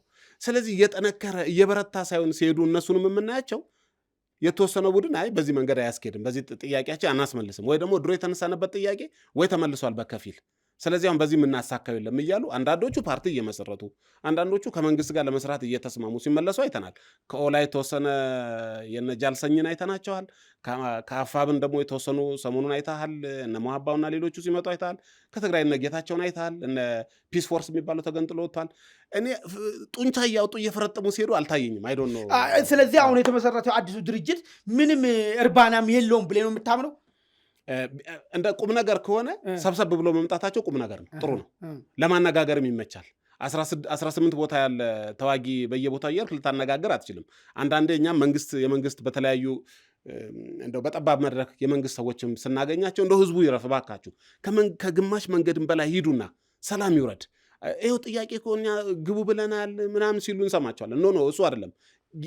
ከልብ የሆነና እውነተኛ የእርቅ እጃችሁን ዘርጉላቸው፣ ከግማሽ መንገድ በላይ ሄዱና እድል ስጡ እያልን እንገፋለን። እሺ ለስንቱ እድል እንስጥ? 80 ናቸው። ኬቱ ጋር ተነጋግረን የቱን ተው ይሉ ነበረ። ትናንትና ነው ምክር ቤት ውስጥ አንድ ጥያቄ ሲቀርብ ሰምቻለሁ። ለጠቅላይ ሚኒስትሩ ጥያቄ ሲቀርብ ሰምቻለሁ። የአፋብን የሚባለው አዲስ የተመሰረተው በጎ ነገር ካለ ከመንግስት ጋር ተዋጊዎቹ ሰብሰብ ብለው በተደራጀ መልኩ ጥያቄዎቻቸውን ለማቅረብ እድል ያገኛሉ።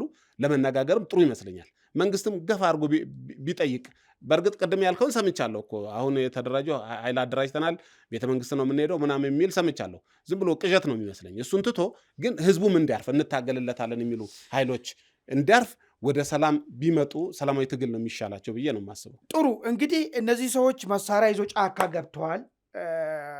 የሆነ ይለይልን በሚል ነገር ነው መሳሪያ ይዞ ጫካ ሲገባ ማለት ነው። ናግባ ስትባል ብቻ ናግባ የሚለው ነገር ራሱ ጤናማ አይደለም የሚሉ ወገኖች አሉ። ለምሳሌ በዚህ ሂደት ደግሞ ይመጡ አሉ። እዛም ኩርፊያ የነበረባቸው የመስመር ልዩነት ሲፈጠር ይሄ የተለመደ ነገር ነው። በኢትዮጵያ ታሪክም እናውቃለን። እና አብርሃም ያየ የመጡበት በታሪክ የተማዳል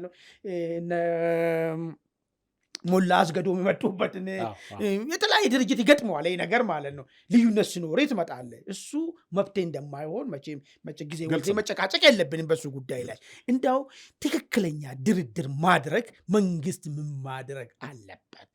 ተቃዋሚዎችስ ይህን ችግር ለመፍታትና ህዝቡ ከስቃይ ለማውጣት ማለት እንደ ወይ አውት አላችሁ ወይ? እንደ ኢዜማ እስቲ ምንድን ነው ያላችሁ መውጫ መንገድ ብሎ የሚቀመጥ ነገር ኑ ግቡ እጅ ስጡ ከሚለው ውጭና በነዛ በኩልም 4 ኪሎ ስጡ ከሚል የማይሆን ንግግርና ከዛ ውጭ ምንድን ነው እስቲ እናንተ ያላችሁ? ያው እኔም አንተም እንደው መቼም ኢትዮጵያውያን ነን፣ አንድ ሀገር ውስጥ እየኖርን እውነታውንም እያወቅን የማንክደው ፊት ለፊት ያለ ነገር ሀቅ ላንሳልህ። ሽማግሌዎች ለእርቅ የሄዱ ሽማግሌዎች ምን ሲደረጉ አይተህ ታውቃለህ? ሚዲያ ላይ አይተናቸዋል አይደል? ምን እንደተደረጉ አይተናል አይደል? ለእርቅ ነው የሄዱት። ምናልባትም አንዳንዶቹ ለምድር ለሰማይ የከበዱ ካህናት ጭምር ናቸው፣ ምሁራን ናቸው፣ መምህራን ሁሉ ናቸው አይደል? ለእርቅ ሲጠይቁ ምን እንደሚደርስባቸው እያየን ነው። ይሄ ቅንነት የጎደለው ሁል ጊዜ እንደው መንግስትን ስለምንችል ብቻ ወይንም ተቃውሞ ፖለቲካ በእኛ ሀገር የሚመስለው መንግስትን መስደብ ስለሚመስል ብቻ ሁሉን መንግስት ላይ መቀሰር ፍትሐዊነት አይመስለኝም። እንደው ትንሽ የህሊናም ዳኝነት ያስፈልጋል። ስለዚህ መንግስት አድርግ ብለን ስናስብ ተፎካካሪ ፓርቲዎች ምን አድርገው ያውቃሉ? ለምሳሌ አንድ ነጻነትና እኩልነት የሚባል ፓርቲ ወዳጄ ነው፣ ጓደኛዬ ነው፣ ዶክተር አብዲ ሲነግረኝ ነበረ። ኢትዮጵያ በልጆቿ ትታረቅ የሚል የእርቅ ሰነድ አዘጋጅተው ለውይይት ጠሩ እና መቀለጃ ነው የሆነው። ብዙዎቹ ጥረት ያልተደረገ አይደለም ማለት ነው። በተደጋጋሚ የሰላም ጥሪ እንዲቀርብ ተደርጓል። በዛ በኩል ያለው ኃይል ሁለት አይነት ይመስለኛል። አንዳንዱ ለሰላም ልቡ የተከፈለው አሁን እንደምናየው ለእርቅና ለድርድር ሲመጣ እናያለን። አንዳንዱ ግን ሌሎች ኃይሎች ፊድ የሚያደርጉት አሉ። ዋርሎርድስ የሚል ጽንሰ ሀሳብ አለ አይደል? በዓለም ላይ እንደምታውቀው ከጦርነት የሚያተርፉ አሉ። አንደኛ እነሱን መጠቀሚያ ማድረግ የሚፈልግ ኃይሎች አሉ። ረዣዥም እጅ ያላቸው የውጭ ኃይሎች አሉ።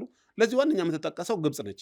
ለምሳሌ አንገት ለአንገት የሚያስተናንቀንና ትልቅ ጉዳይ የሆነው ወልቃይት ወርቅ የሚቆፈርበት ቦታ ወይ ነዳጅ የሚወጣበት ቦታ ከሆኑ አይደለም። ዋናው የፖለቲካ ጌትዌይ ስለሆነ ያ ጌትዌይ ያቺ በር ከተከፈተች ለሱዳንና ለግብጾች መፈንጫ በር እንሰጣቸዋለን። ኢትዮጵያ ለዘላለሟ ስትተራመስ የምትኖርበትን ኮሪደር የማግኘት ጥያቄ ነው እንጂ ለህዝቡ የማሰብ አይደለም። ለህዝቡማ ቢሆን ይኸው ሰሞኑን ሰማን አይደለ? ማሲንገር ናቸው የአሜሪካው አምባሳደር፣ የዩኤን ሰዎች ሄደው ህዝቡ ይመለስ ወደ ቤቱ በሰላም ይመለስ ሲባል እኔ አብሬ ታዝዬ ካልገባው አይሆንም ሲባል ትሰማለህ እኮ። እሱ እንመለስበት። አሁን ስፔሲፊካሊ እችኛው የፋኖና መንግስት መካከል ማለት ነው ኑ ግቡ ተብሎ ገቡ ተብሎ ሰውን ከተማ በመኪና ማዞርም መብቴ እንዳልሆነ ትክክል እንረዳዳለን። እሱን ነገር ምን መደረግ አለ? መንግስት በመሰረቱ ይሄ ያደረገውም እንደው ትንሽ ቀሽም ፕሮፓጋንዳ ይመስለኛል። ለታሪክም እንዲሆን ይሄ ቢደረግ ነገ ቀጥሎ የሚሞቱ ሰዎችን ማዳን እንችላለን በሁለቱም በኩል በማለት ማለት ይሄን ማድረግ አለባቸው የሚል ሀሳብ አላቸው። ይኸውልህ በተወሰኑ ከኦላም ሆነ ከሶስቱም አካላት ከትግራይም ከአማራ ተዋጊዎች ከመንግስት ጋር ስምምነት ሲያደርጉ መንግስት ምን እንደሚያጣድፈው አይገባኝም። ለምን ፖለቲካ በዚህ ምን ማትረፍ እንደሚፈልግም አይገባኝም። አሯርጦ ሚዲያ ላይ ነው ይዟቸው የሚሄደው። ታስታውስ እንደው በየሚዲያው በየስብሰባው ብሽሽቅ ነው የሚመስለው። ከዛ ይልቅ እውነተኛ ድርድር ከሆነ የሚሻለው እነሱም በየሚዲያው እያዞሩ በየእንትን አስጎበኘናቸው የወላችሁ እንቁልልጭ የሚመስል ብሽሽቅ ውስጥ ከሚገባ እናንተ መታችኋል፣ ጥሩ ነው፣ ሌሎቹም እንዲመጡ ደግሞ አብረን ጥረት እናድርግ ወደሚል መንግስትም ጥሪ ሲያቀርብ ቅድም ያልከው እጅ ስጡ አይነት ከሚመስል ወጥቶ በእኛ ሀገር የወንድ በር የሚባል አለ። ተሸንፈህ እንኳን የወንድ በር ይሰጣል። ምንም ቢሆን ሰው አቅም ብታጣ ምንም አቅም ብታጣ ተዋርደህ እንደመሸነፍ መራራ ነገር በኢትዮጵያን ባህል ውስጥ ያለ አይመስለኝም። ኢትዮጵያ በመሆናችን አብረን የወረስነው ባህሪ እንትን ይመስለኛል፣ ባህል ይመስለኛል። ስለዚህ የወንድ በር ማለት ተሸንፎ አቅም እንደሌለው እያወክ እንኳን ቢሆን አቅም እንዳለው አድርገህ ግድ የለም ብለህ የምታስተናግድበት መንገድ አለ። ስለዚህ መንግስት ሊያደርግ የሚገባ ብዬ የማምነው ፕሮፖዝ የምናደርገው ለተዋጊዎች አንደኛ ሐቀኛ ድርድር፣ እውነተኛ ድርድር፣ ቀጥሎ ግን የወንድ በር ይስጣቸው። የወንድ በር ማለት እንደው አድቅቄ አሸንፌ አዋርጄህ ካልከው የመጨረሻውን እስከ መጨረሻው እቅታ ይታገላል። የወንድ በር ከሰጠው ግን ይተዋል። በሂደትም እየቀለሉ የሚመጡ ይመስለኛል። መልካም። እስቲ ወደ ሰሞኑን የህወሓት የጠለምት ጦርነትን እንግዲህ እናንሳ። እንግዲህ ከዚህ ጦርነት ጋር ተያይዞ ምንድን ነው መሰለ የሚነሳው መንግስት የሚተችበት አንድ ነገር አለ። በወቅቱ ትጥቅን አስፈታ ሲባል ባለማስፈታቱ ወቅትና ጊዜ የጠበቁ ይኸው አገርን ያደማሉ በሚል መንግስት ነው ህወሓት ለሚፈጥረው ችግሮች ሁሉ ተጠያቂ መሆን ያለበት መንግስት ነው የሚሉ ወገኖች አሉ። አንዳንድ ወገኖች ደግሞ አይ መንግስት ራሱ እኮ ቀውሱ እንዲቀጥል ስለሚፈልግ መቼም ቢሆን ህወሓት ትጥቁን እንዲፈታ አይፈልግም የሚል ትችት የሚያነሱ ወገኖችም አሉ። እንዳው እንደ ኢዜማም ከፈለክ ደግሞ እንደ አንድ ፖለቲከኛ ነፃ ሆነም እንዳው ህወሓትና መንግስት መካከል ያለው ለምን ብዙ ውዝግብ ሲነሳ ነበረ። እንዳው እንደ ድርጅት ካመጣን እናንተም በወቅቱ ህወሓት ትጥቅ ፈቷል ስትሉ ነበረ። ይሄ ችልቅ ክራኪንግም ፈጥሯል በእናንተ ድርጅት ውስጥ። ህወሓት ደግሞ አለመፍታቱንም ቆፍሮ ሲያወጣ ምን ሲያደርግም በይፋ አሳይተዋል። እና እንዳው ዘላቂ መፍትሄ የሚደረገው ምን ቢሆን ነው የምለውን ነገር እስቲ ሀሳብ አንዷን ነገር አጥርተን ማለፍ ያለብን እኔ በየትኛውም መግለጫችን ህወሓት ትጥቅ ፈቷል የሚል መግለጫ አልሰጠንም። እኔ ራሴ ምስክር ነኝ። እኔ ኢንተርቪው ሰጥቼ አውቃለሁ። መንግስት ግን ይህን እየነገረን ነው ያለው። በአደባባይ እያሳየን ነው ትጥቅ አስፈታለሁ ብሏል። ታዛቢዎች ባሉበት የተወሰኑ ሲያስረክቡ በሚዲያ እኔም አንተም ያየናቸው አመናችሁ። ሰዎች በዛን ሰዓት እኮ ጭቅጭቅ የሚያነሱት እኮ አልፈታም የሚል ነገር የሚያነሰው የታየው የተበላሸ የማይረባ መሳሪያ ነው ቀብሯል በሚል ነገር ነው መከራከር። ተረድቻለሁ። እኔም አንተም የጦር ባለሙያዎች ስላልሆንን ሄደን ይሄ ነገር ይሰራል አይሰራም፣ ያስረከቡት የሚተኩስ ነው የማይተኩስ ነው እያለ የትኛውም ተከራካሪ ሄዶ አይቶ አይደለም። እንደው ስፔኩሌሽን ነው የኛ ሀገር። እንደው ብዬ ነበር ይበዛብናል አይደል ይኸው ብለን ነበር ይኸው ቆፍሮ አወጣ የሚል ስለሚበዛ እንጂ በአደባባይ በሚዲያ ያሳዩትና ወታደሮቹ ቅድም ያልኩ የአፍሪካ ህብረት ሰዎች ምናምን ሲረካከቡ አየህ። ሙሉ በሙሉ እንዳላስረክባማ መንግስትም ነግሮናል። እነሱም እኮ ያኔ ይሉ ነበር። ታስታውስ እንደሆነ አንዱ መደራደሪያ ወደ 270 ሺህ ካልዘነጋው ትጥቅ ያልፈታ ዲዲአር ውስጥ ይግባ ዲሞቢላይዝ ተደርጎ ወደ ስልጠና ማዕከል ይግባ ሲባል የነበረውን ኃይል አላስገባም ታስገባለህ አታስገባም ነበረ ጭቅጭቁ ረዥም ጊዜ የቆየው። አሁን እሱን ነው እንደገና ሞቢላይዝ አድርጌያለሁ ብሎ የወጣው እና ያ እንግዲህ መንግስት ያኔ ትጥቅ አስፈትቻለሁ ብሎ እንግዲህ በአደባባይ ለኔና ለአንተ ብቻ ኮንሰምሽን አይመስለኝም መንግስት ኦፐሬት የሚያደርገው። መንግስት ስቴክሆልደሮች አሉ፣ በርካታ ስቴክሆልደሮች፣ በአካባቢያቸው ስቴክሆልደሮች አሉ። አስፈትቻለሁ ብሎ በአደባባይ ይናገራል እንጂ ባያደርግ እንኳን ነው የምልህ እንጂ እምቢ አለኝ እኮ በርካታ ትጥቅ ይዟል ብሎ ለግብጾችና ለኤርትራውያን እንዲነግራቸው አልጠብቅም እኔ። መንግስት ስትራቴጂካሊ ሲያስብ እንደው አቅም የለኝም እኮ ትጥቄ ተፈቷል አሁን እኮ ሊጨርሱኝ ነው እያለ በአደባባይ መናገር ያለበት አይመስለኝም። ግን ማስገደድ ሰዎች እኮ ከምን አንጻር መሰለኝ ነገር መንግስት ላይ ጫና የሚያደርጉት በወቅቱ ድርድሩ ሲካሄድ አንዱ ኦልሬዲ የተገደደበት ደረጃ ላይ ደርሶ ነው። ህወሓት አቅም የለውም ይህን አላረግም ብሎ ፈርሞ መጣም ያን ኮንዲሽን የፈረመበት ምክንያቱ የአቅም ጉዳይ ስለተገደደ ነው እና ይሄን የማስፈጸም ቁርጠኝነት ችግር ነበረው በሚል ነገር ነው። ኤኒዌይስ ምንድን ነው ይህን ሁሉ እንደመነሻ አድርጎ ከሀገርም ከመንግስት ጋር ቅያሜ ውስጥ የገቡ ወገኖች ነበሩ። መንግስት ትጥቅ ማስፈታት አይፈልግም፣ ሆን ብሎ ነው ያላስፈታው፣ እንዲህ ሊያደርግ ስለፈለገ ነው፣ ይሄኛውን ቡድን ሊያስደማ ስለፈለገ ነው የሚል ትንተና ሲሰጡ የነበሩት ማለት ነው። አሁን ዞር አሉና ህወሓት ጋር አብረን ነው መስራት ያለብን፣ ይሄ ትጥቅም አለመፈታቱም ጥሩ ነገር ነው፣ እንዳውም ከህወሓት በላይ ለዚህኛው ብሔር ባለውለታ የለም የሚል ደግሞ ትንተና መጣ። እንደው ተገለባባጭ ነገር ማለት ነው። ፓራዶክስ። እንዴት ነው እንደው ይሄ ነገር የሚታየው የሚገመተው? እኔ በመሰረቱ ዝርዝር ያለ ጉዳይ መመለስ ያለበት ሳስበው ማናቸው ማርሻልን ጠርታቸው አንድ ቀን ኢንተርቪው ብታረጋቸው ዘርዘር ያለው የሚነግሩን ይመስለኛል። እንደው ገብቶኛል። እንደው ይሄን መመለስ እንደ መንግስት ዳታ ሪል ዳታ ያለው መንግስት ስለሆነ እሱ ሊመልስ የሚችለው የመንግስት ቦታ ወክዬ ነው ልደራደራት አልችልም። ግን እንደ አንድ ፖለቲከኛ የምረዳውን ነገር ልንገር። እንደ አንድ ፖለቲከኛ ህወሓትን በማቆየት መንግስት መጫወት የፈለገው የተለየ ፖለቲካ ካርታ አድርጎ ይጠቀምበታል ብዬ ለማሰብ ይቸገራለሁ። ምክንያቱም ህወሓት በነበረው በኢትዮጵያ ፖለቲካ ታሪክ ውስጥ የነበረው አውዳሚ ታሪኩን እያወቀ ህወሓት እንደ ድርጅት መሰረዙን ሁሉ እያወቀ ለብቻ እየተንከባከበው ነው በኋላ ሊጠቀምበት ወይ ደግሞ አማራ ውስጥ ያሉትን ኃይሎች ለመምትቻ ተጠቅሞበታል ሲሉ እሰማለሁ። እንደውም በእኛ ሀገር ምን ይባላል መሰለ፣ እባብ ግደል እባቡንም በትሩንም ወደ ገደል ይባላል። እባብ የገደልክበትን ደግሞ እባብ አልከን የሚል ክርክር እንዳይመጣብኝ፣ ለማንኛውም እባብ የገደልክበትን በትር አትጠቀምበትም፣ ከዛ በኋላ ትጥላለህ። አንዳንድ ሀገሮች የሆነ ኃይልን ለመምታት አንድ ኃይል ትመዝና ከመታበት በኋላ ሁለቱንም ተወረውራቸዋለህ። እንደሱ ሊጠቀምበት ነው የሚል ሰምቻለሁ፣ በወሬ ደረጃ ሰምቻለሁ። ግን አንዳንድ የትኛውም ሀገር መንግስት በሰላም ሀገር ቢመራ ይጠላል ብዬ አላምንም። የምትታመስ ሀገር በመምራት እንጆ የሚያደርግ መንግስት አለ ብዬ ባለም ላይ አልገምትም። ስለዚህ ከብጥብጥና ሀገሪቱ ረፍት ከማጣቷ የሆነ ብሔር ኢትዮጵያ ውስጥ ያለ የሆነ ብሔር ቬሪ ስፔሲፊኩን ብትለኝ ለምሳሌ ኦሮሞ በጣም በዚህ ያተርፋል ብዬ አላምንም። ኦሮሞና ሶማሌ በመጋጨታቸው አማራ በደስታ ይኖራል ብዬ አላምንም። የትኛውም ብሔሮች መካከል ያለ ግጭት አጠቃላይ ሰላምና ረፍት ነው የሚነሳን። ስለዚህ መንግስት እንደው አቆይቶ ከህወሓት ጋር የተለየ የፖለቲካ ጨዋታ እየተጫወተ አቆይቷቸው ነው ብሎ ማሰብ እንደው ዝም ብሎ ያገኙትን ሁሉ መንግስት ላይ የማላከክ የሞኝ ፖለቲከኛና የሰነፍ ፖለቲከኛ አስተሳሰብ ካልሆነ በስተቀር ስለዚህ አጭበርብሯቸው ነው በሚል ነገር ነው የምትይዙ አንተ? አይ መንግስት አጭበርብሯቸው አይደለም፣ መንግስት አቅም አጥቶ ነው ያኔ አልነገረንም። ግን አቅም አጣሁ ብሎ በአደባባይ መንግስት ሊነግርህ አይችልም። ይሄ ኢንተርናሽናል አብሮ አደጋ አለው። የጂኦፖለቲክሱን ተከትሎ ይመጣ አደጋ አለ።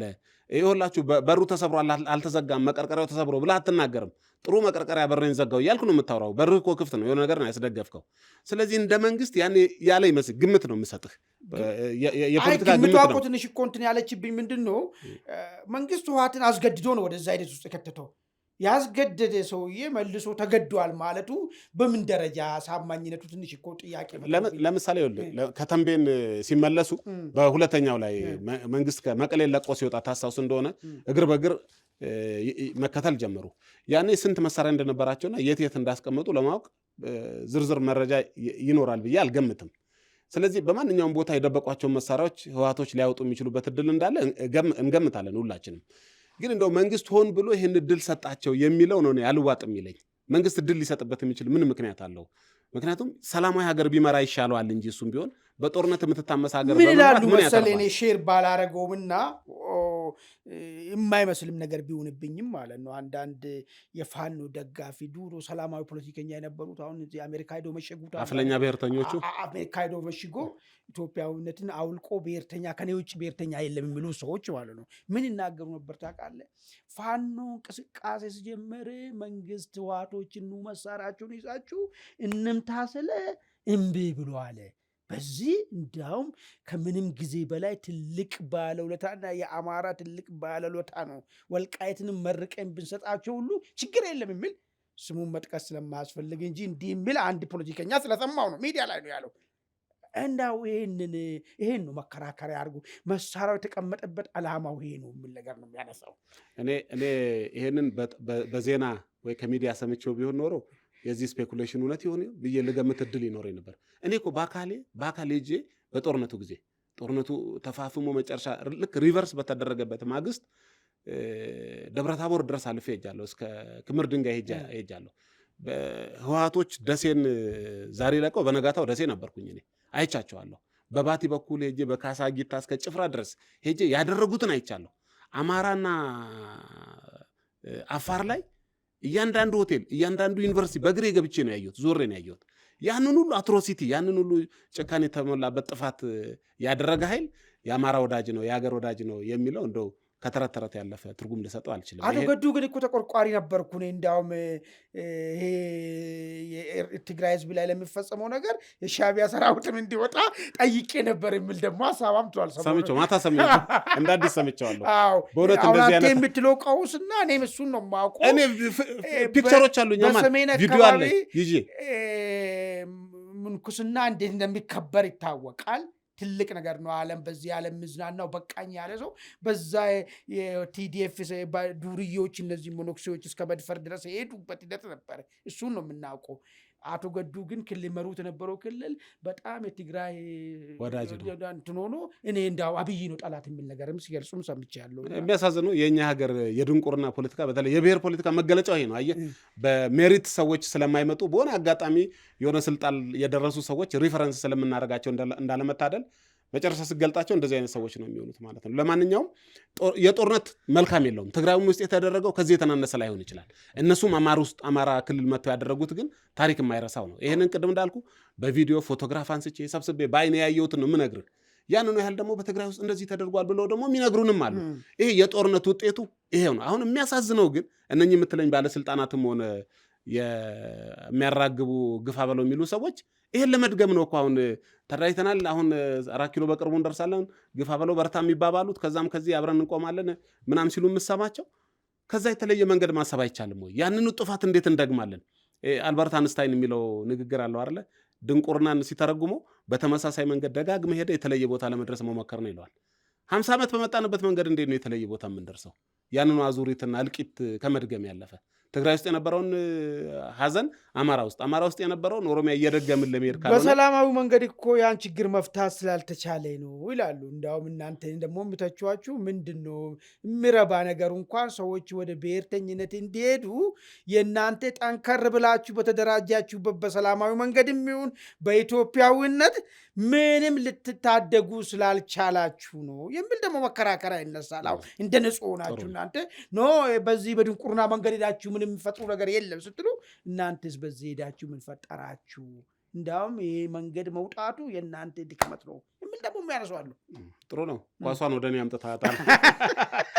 በመሰረቱ የቅድም የጠቀስኩልህ ፖለቲካችን የቆመበት ግራ ዘመም የተቃርኖ አስተሳሰብ ከፖለቲካ ፓርቲዎች የሚጠበቅ ተብሎ ሃይፖቴቲካሊ የሚታሰብ በምናብ የሚታሰብ ኃላፊነት አለ። እኔ እንደሱ አይነት ኃላፊነት የለብኝም።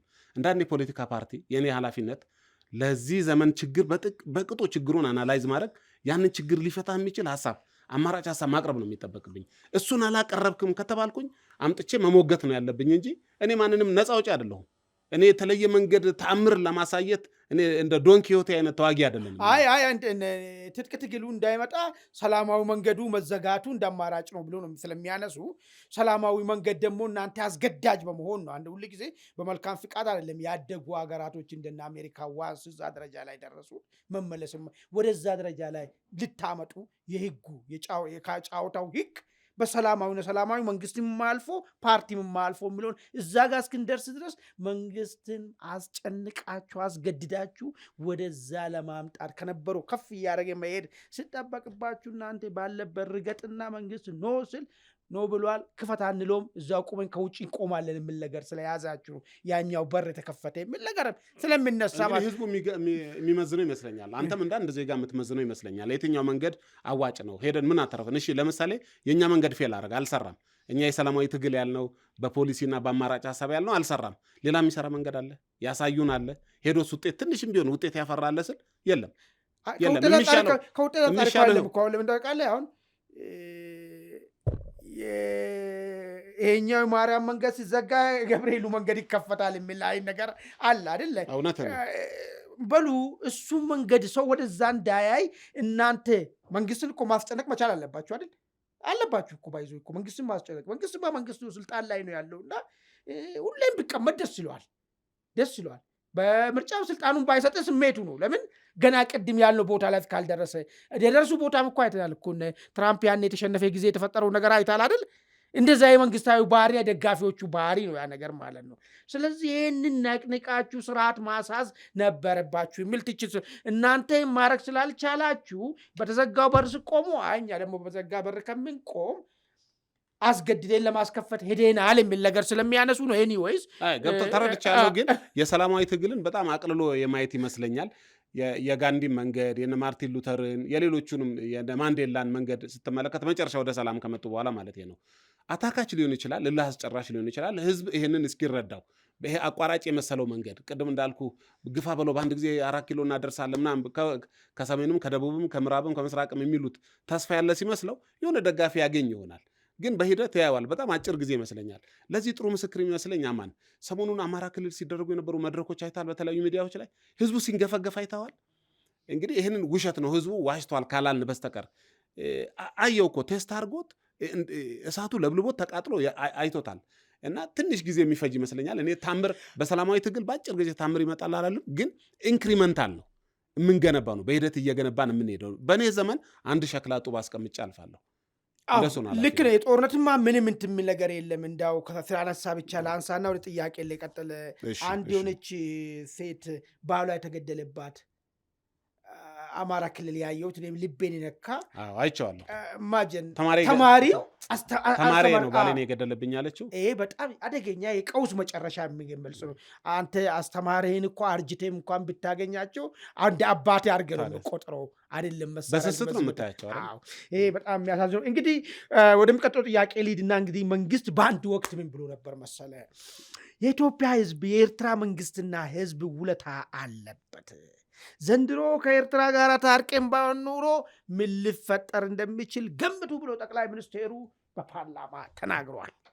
ሰሞኑን ደግሞ ባደረጉ ንግግር ላይ የለም ኤርትራ ሰራዊት እኮ ብዙ ቀውስና ችግር ፈጥሯል፣ እንዳውም ቦታ ዕቃም ነቅሎ ዜጎቻችን ሲጨፈጭፉ ስርዓት ያዙ ብዬ መልእክተኛ እስከ መላክ ድረስ ደርሻለሁ የሚል ነገር መጣ። በወቅቱ ያኔ ይሄ ጥያቄ ሲነሳ የለም ሐሰት ነው ነበር ሲባል የነበረው እሱ አይደለም። አሁን ዋና ዓላማዬ ኢትዮጵያ ባህር በር በተለይ ደግሞ በግፍ የተወሰደባትን አሰብን በተመለከተ በባሌም ሆነ በቦሌ ማግኘት አለባት የሚል አቋም መያዙን እንግዲህ ሰምተናል።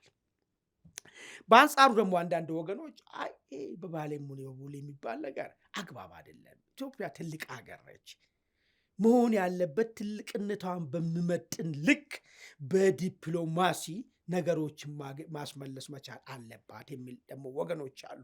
ሌሎች ወገኖች ደግሞ ያከተመ የተዘጋ ፋይል ሻዕቢያ ዛሬም የኢትዮጵያ ወዳጅ ነው፣ ይህን ጥያቄ ማንሳት ራሱ ቅጥፈት ነው፣ መነሳትም የሌለበት ነው የተባለውም ደግሞ እውነት ለኢትዮጵያ ባህር በር ለማምጣት ታስቦ ሳይሆን ውስጥ ያለውን ችግር ወደ ውጪ ለማውሰድ ነው የሚል ደግሞ መከራከሪያ እንግዲህ ዘመኑ የሚዲያ ነውና ሁሉም መረጃ እዛ ነው የምንሰማውና የተለያየ ሰዎችን ፍላጎት ማለት ነው።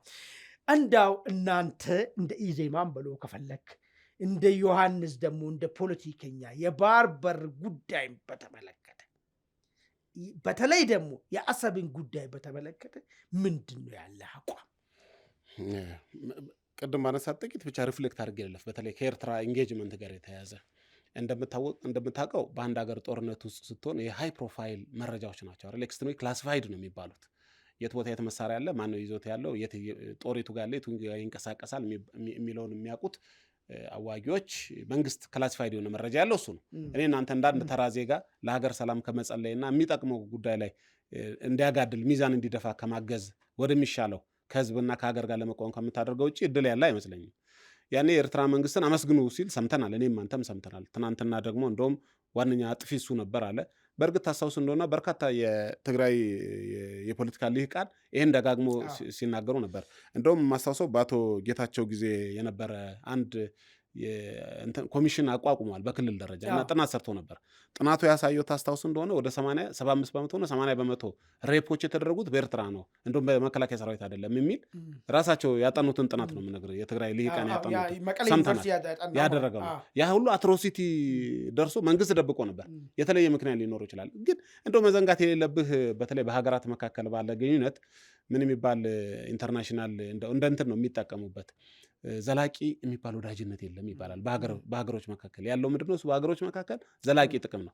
የሀገርን ጥቅም በሚያስከብርብህ ጊዜ ትቆማለህ እንጂ እሞትለታለሁ ኢሳያስማ የዛን ጊዜ እንደዚህ ብለህ አትልም። አሁን ካለ ጥቅም ጋር ከተቃረነ ተቃርነው ትቆማለህ። የሆነ ጊዜ ያላይን ታደርጋለህ፣ የሆነ ጊዜ ያላይን አታደርግም። መንግስታት እንዲህ ነው የሚሰሩት። ይሄ ብዙ አይደንቀኝም። እሱን ብዬ ግን የኢትዮጵያ መንግስት ስለ የባህር በር ጉዳይ ሲያነሳ ብዙ ሰው የሚረዳው አሁን ሚዲያ ላይ በተለይ ጠቅላይ ሚኒስትሩ ይዘውት ከመጡ በኋላ ነው። ይሄ አጀንዳ ከመሆኑ ከአንድ ዓመት በፊት አንድ ከፍተኛ የመንግስት ባለስልጣን ጋር አንድ ጥናታዊ እንትን ላይ ተሳትፌ ነበር። ይህን ኢሹ ተነስቶ ነበር አስታውሳለሁ። እና ብዙዎቹ እንደውም የተፎካካሪ ፓርቲ መሪዎች የነበሩበት መድረክ ነው። ደነገጡ። እንደ አሰብን እንደው በአደባባይ ልንጠይቅ ነው አፋውጥተን ብለው እስኪ ደነገጡ። ምክንያቱም ከዚህ በፊት የተለመደው ተፎካካሪ ፓርቲዎች ይህንን አጀንዳ ያቀርባሉ። እንደው አሰብ በግፍ ነው የተወሰደው፣ የባህር በር ያስፈልገናል የሚሉት መንግስት አይደለም የሚለው ተፎካካሪዎች ናቸው የሚሉት። ይህን ስል ለምሳሌ ዜማ ሲመሰረት የፓርቲው ፕሮግራም ላይ ካስገባቸው አንዱ የባህር በር ያስፈልገናል፣ በዲፕሎማሲያዊና በአስቻይ በታሪክ በህግና በዲፕሎማሲ የኢትዮጵያ የባህር በር እንዲኖራት እንሰራለን የሚል ህጋችን ላይ ጽፈናል። ይህን የጻፍነው ብልጽግና ሳይመሰረት በፊት ነው እኛ የጻፍነው። ዜማ ይበልጠዋል ይቀድመዋል በመመሰረት የምታውቀው ነው። መንግስት በቀደም ጉዳዩን ወደ አደባባይ ሲያመጣው እኔ በፕሮግራሜ የጻፍኩትን መንግስት ስላለው ሻይ ነው የማደርገው፣ ጎሽ እንኳን አነሳ በርታ፣ በዚህ ጉዳይ ላይ እተባበራለሁ፣ የምንፎካከርበት ጉዳይ አለ። ይሄ ግን እኔ በፕሮግራሜ የጻፍኩት የማምንበት ጉዳይ ስለሆነ በርታ ማለት ተገቢ ነው ብዬ አምናለሁ። እሱን ብዬ መንግስት ግን የውስጥ አጀንዳ ለማስቀየስ ነው የሚለው ትንሽ የሚመስል አይመስለኝ። እንደው ፖለቲካን በቅርብ ለሚያውቅ ይህን የሚያክል ትልቅ አንኳር ጂኦፖለቲካል የሆነ ጉዳይ አንስተ ሀገር ማስቀየሻ ልታደርግ አትችልም። ምክንያቱም እዚህ ውስጥ ኢንተረስት ያላቸው ትልልቅ ኃይሎች አሉ። ትልልቅ ኃይሎች ስል የዓለም ቀዳሚ ኃይል ለመሆን የሚታገሉ ለምሳሌ ቻይና በታሪኳ ከሀገሯ ውጭ የጦር እንትን የመሰረተችው ቤዝ የመሰረተችው ጅቡቲ ላይ ነው። ብቸኛ የመሰረተችው ጅቡቲ ላይ ነው የመሰረተችው። በጣም ቴንስ የሆነ ኤሪያ ነው። ሳውዲ አረቢያና ኤሚሬቶች የመን ላይ ያላቸውን ኢንተረስት ታውቃለህ። ግብጾችና አሜሪካኖቹ ያላቸውን ታውቃለህ። እና ይሄ የዓለማችንን ወደ 60-70 በመቶ የሚሆን ንግድ የሚመላለስበት የባህር በር የቀይ ባህር ጉዳይ ላይ እንደው የሀገር ጉዳይ ለማስቀየስ ሄደ ትልቅ እሳት ትነካለህ ብዬ አልጠብቅም። መንግስት ስትራቴጂክ የሆነ በረዥም ጊዜ ሊያሳካ የሚያስበውን አጀንዳ አንስቷል ብዬ ነው የማስበው። በጣም ጥሩ። ይህ ከሆነ እውነታው እንግዲህ ይህ ጉዳይ ምናልባት ከኤርትራ ጋር ወደ ግጭት ውስጥ ቢከተል ለምን በባሌም ሆነ በቦሌ እየተባለ ነው ያለው።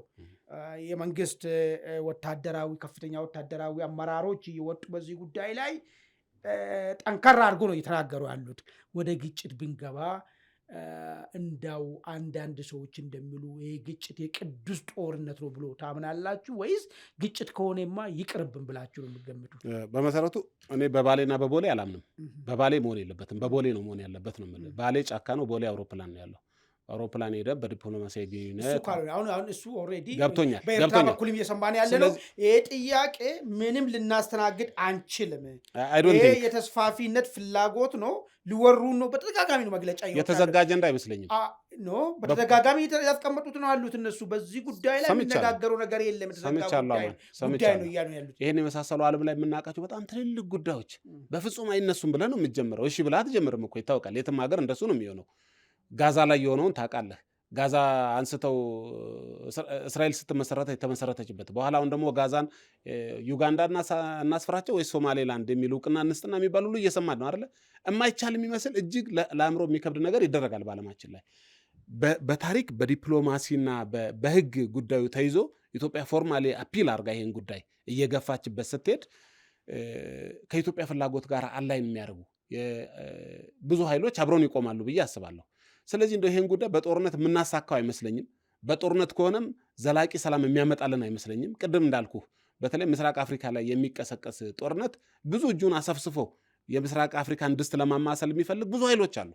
ለእነኛ መጫወቻ ነው የምንሆነው። ኢትዮጵያንም አደጋ ላይ የምንጥላት ነው ይመስለኝ እንደ ሀገር እና እንደው አጀንዳ ሴት የማድረግ ይመስለኛል መንግስት እያደረገ ያለው እንጂ ቀጥታ በዚህ ነገር የሚገባ አይመስልም። በፍጹም ጦርነት ውስጥ ይገባል ብዬ ለመገመት ይቸገራል። ጦርነትም አዋጭ ነው ብዬ አላምንም። የሻዕቢያ መንግስት ይሄን የኤርትራ መንግስት ይሄን ድርድሩን እንዳሁን እንደሚለው ብጸናና በዚህ ጉዳይ ላይ የምነጋገሩ ነገር የለም ብል፣ ስለዚህ ጦርነቱ በጦርነት ከሚሆን ቢቀር ይሻላል የምትለው በዓለም ላይ ምን አማራጭ አሉ መሰለህ? የአሰብ ጉዳይ ላይ ይቅርና ይቅር ለምን ትላለህ? ሶስተኛ አማራጭ መንገድ እያለ እናጠበውና ለምን በቃ እኔ ጦርነት እንግጠም አልልም። በሰላማዊ መንገድ የለም መነጋገር አልፈልግም። ጦርነት አንገጥም፣ ሌላ አማራጭ እንፈልጋለን። በፍጹም ጦርነት ግን አማራጭ ነው ብዬ አላምንም። ሌላውን አማራጭ እምቢ ካሉ እኮ ነው ጥያቄ ስነሳ ገባኝ። አንደኛውን አማራጭ እኮ ነው ያወራነው አይደለ? ለምሳሌ አንተ የነገርከኝ አማራጭ ሻዕቢያ ተደራድሮ ሻዕቢያ ጠባዩን እናውቀዋለን። በኢሳያስ የሚመራው ሻዕቢያ ለኢትዮጵያ ድንበር ይሰጣል ብሎ ቢፈልግ ጠፎ ነው ይክረም እንጂ ግመል ይጠጣበት እንጂ አይሰጠንም እያልከኝ ነው። ይሄን ደጋግሞ ነግሮናል። ግን ኢሳያስና አሁን ያሉት ስልጣን ላይ ያሉ ሰዎች ዘላለማዊ ናቸው እንዴ? ከብረት የተሰሩ ናቸው? በዓለም ላይ ሪጂም ቼንጆች ይደረጋሉ እኮ፣ ይለወጣል መንግስት። ስለዚህ እሱ ነው መጠበቅ አለብን ነው። አማራጮች ብዙ አማራጮች ሊታዩ ይችላል። ለምን ትጠብቃለህ? ስቲሙሌትም ልታደርገው ትችላለህ። ስለዚህ ጤነኛ መንግስት በኤርትራ መንግስት እንዲኖር አድርገህ ነው እሱ በጦርነት ትገጥመህ ታደርገዋለህ ማለት እኮ አይደለም። ብዙ ሀገሮች ያደረጉት ይህንን ነው። ሰላማዊ መንግስት ሲመጣ ትደራደራል፣ ትነጋገራለህ። ከብረት የተሰሩ ሰዎች አይደሉም ያሉት። እንደ ባዮሎጂካሊም ብዙ ሶልቭ የሚያደርግልን ይመስለኛል አብዛኞቹ። መልካም። ከዚች ጋር ተያይዞ ቅድም ሲረሳሁት አንድ ገላ አንሳልና ወደ መጨረሻ ጥያቄ ልሂድ። ወልቃይትን በተመለከተ እንግዲህ ወልቃይት በሚገርም ሁኔታ የአማራና የትግራይ ኃይሎች መካከል የፖለቲካ ቅርቃር ሆናለች። አንዳንድ ሰዎች ምን ይላሉ መሰለ፣ ወልቃይት ዛሬም ለአማራ አልተሰጠም ይላሉ። በሌላ በኩል ደግሞ ያሉት ወልቃይትንማ ዛሬ አማራዎች ናቸው እያስተዳደሩ ያሉት፣ መተዳደሪያ ቋንቋም አማርኛ ሆነዋል፣ ትምህርታቸውንም በአማርኛ እየተማሩ ነው። ከዚህ በላይ ምን አለ?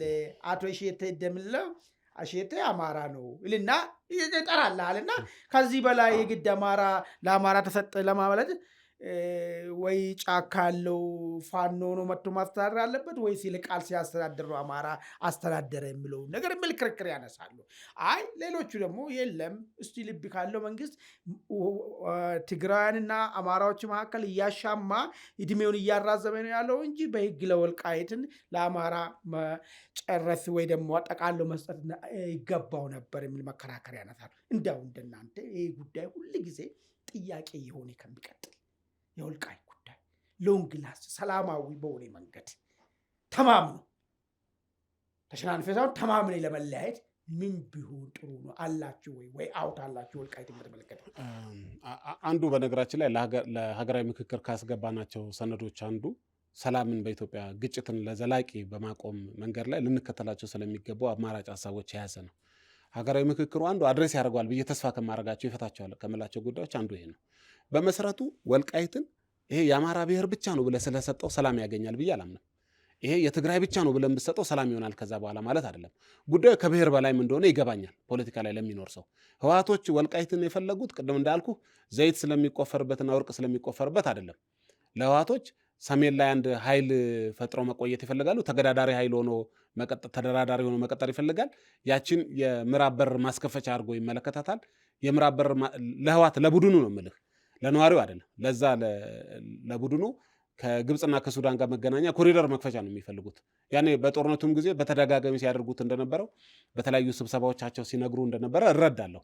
ለህዝቡ ግን ለተራ ተፈናቅሎ ትግራይ ውስጥ ለሚኖረው በመቶ ሺዎች ምናልባትም ሚሊዮን ሊደርስ ይችላል ለሚቆጠር ትግራዋይ ወይ ደግሞ አማራ ተፈናቅሎ ለሚኖረው ግን በሰላም ኑሮውን ከመኖር ያለፈ ኢንተረስት አለው ብዬ አላምንም።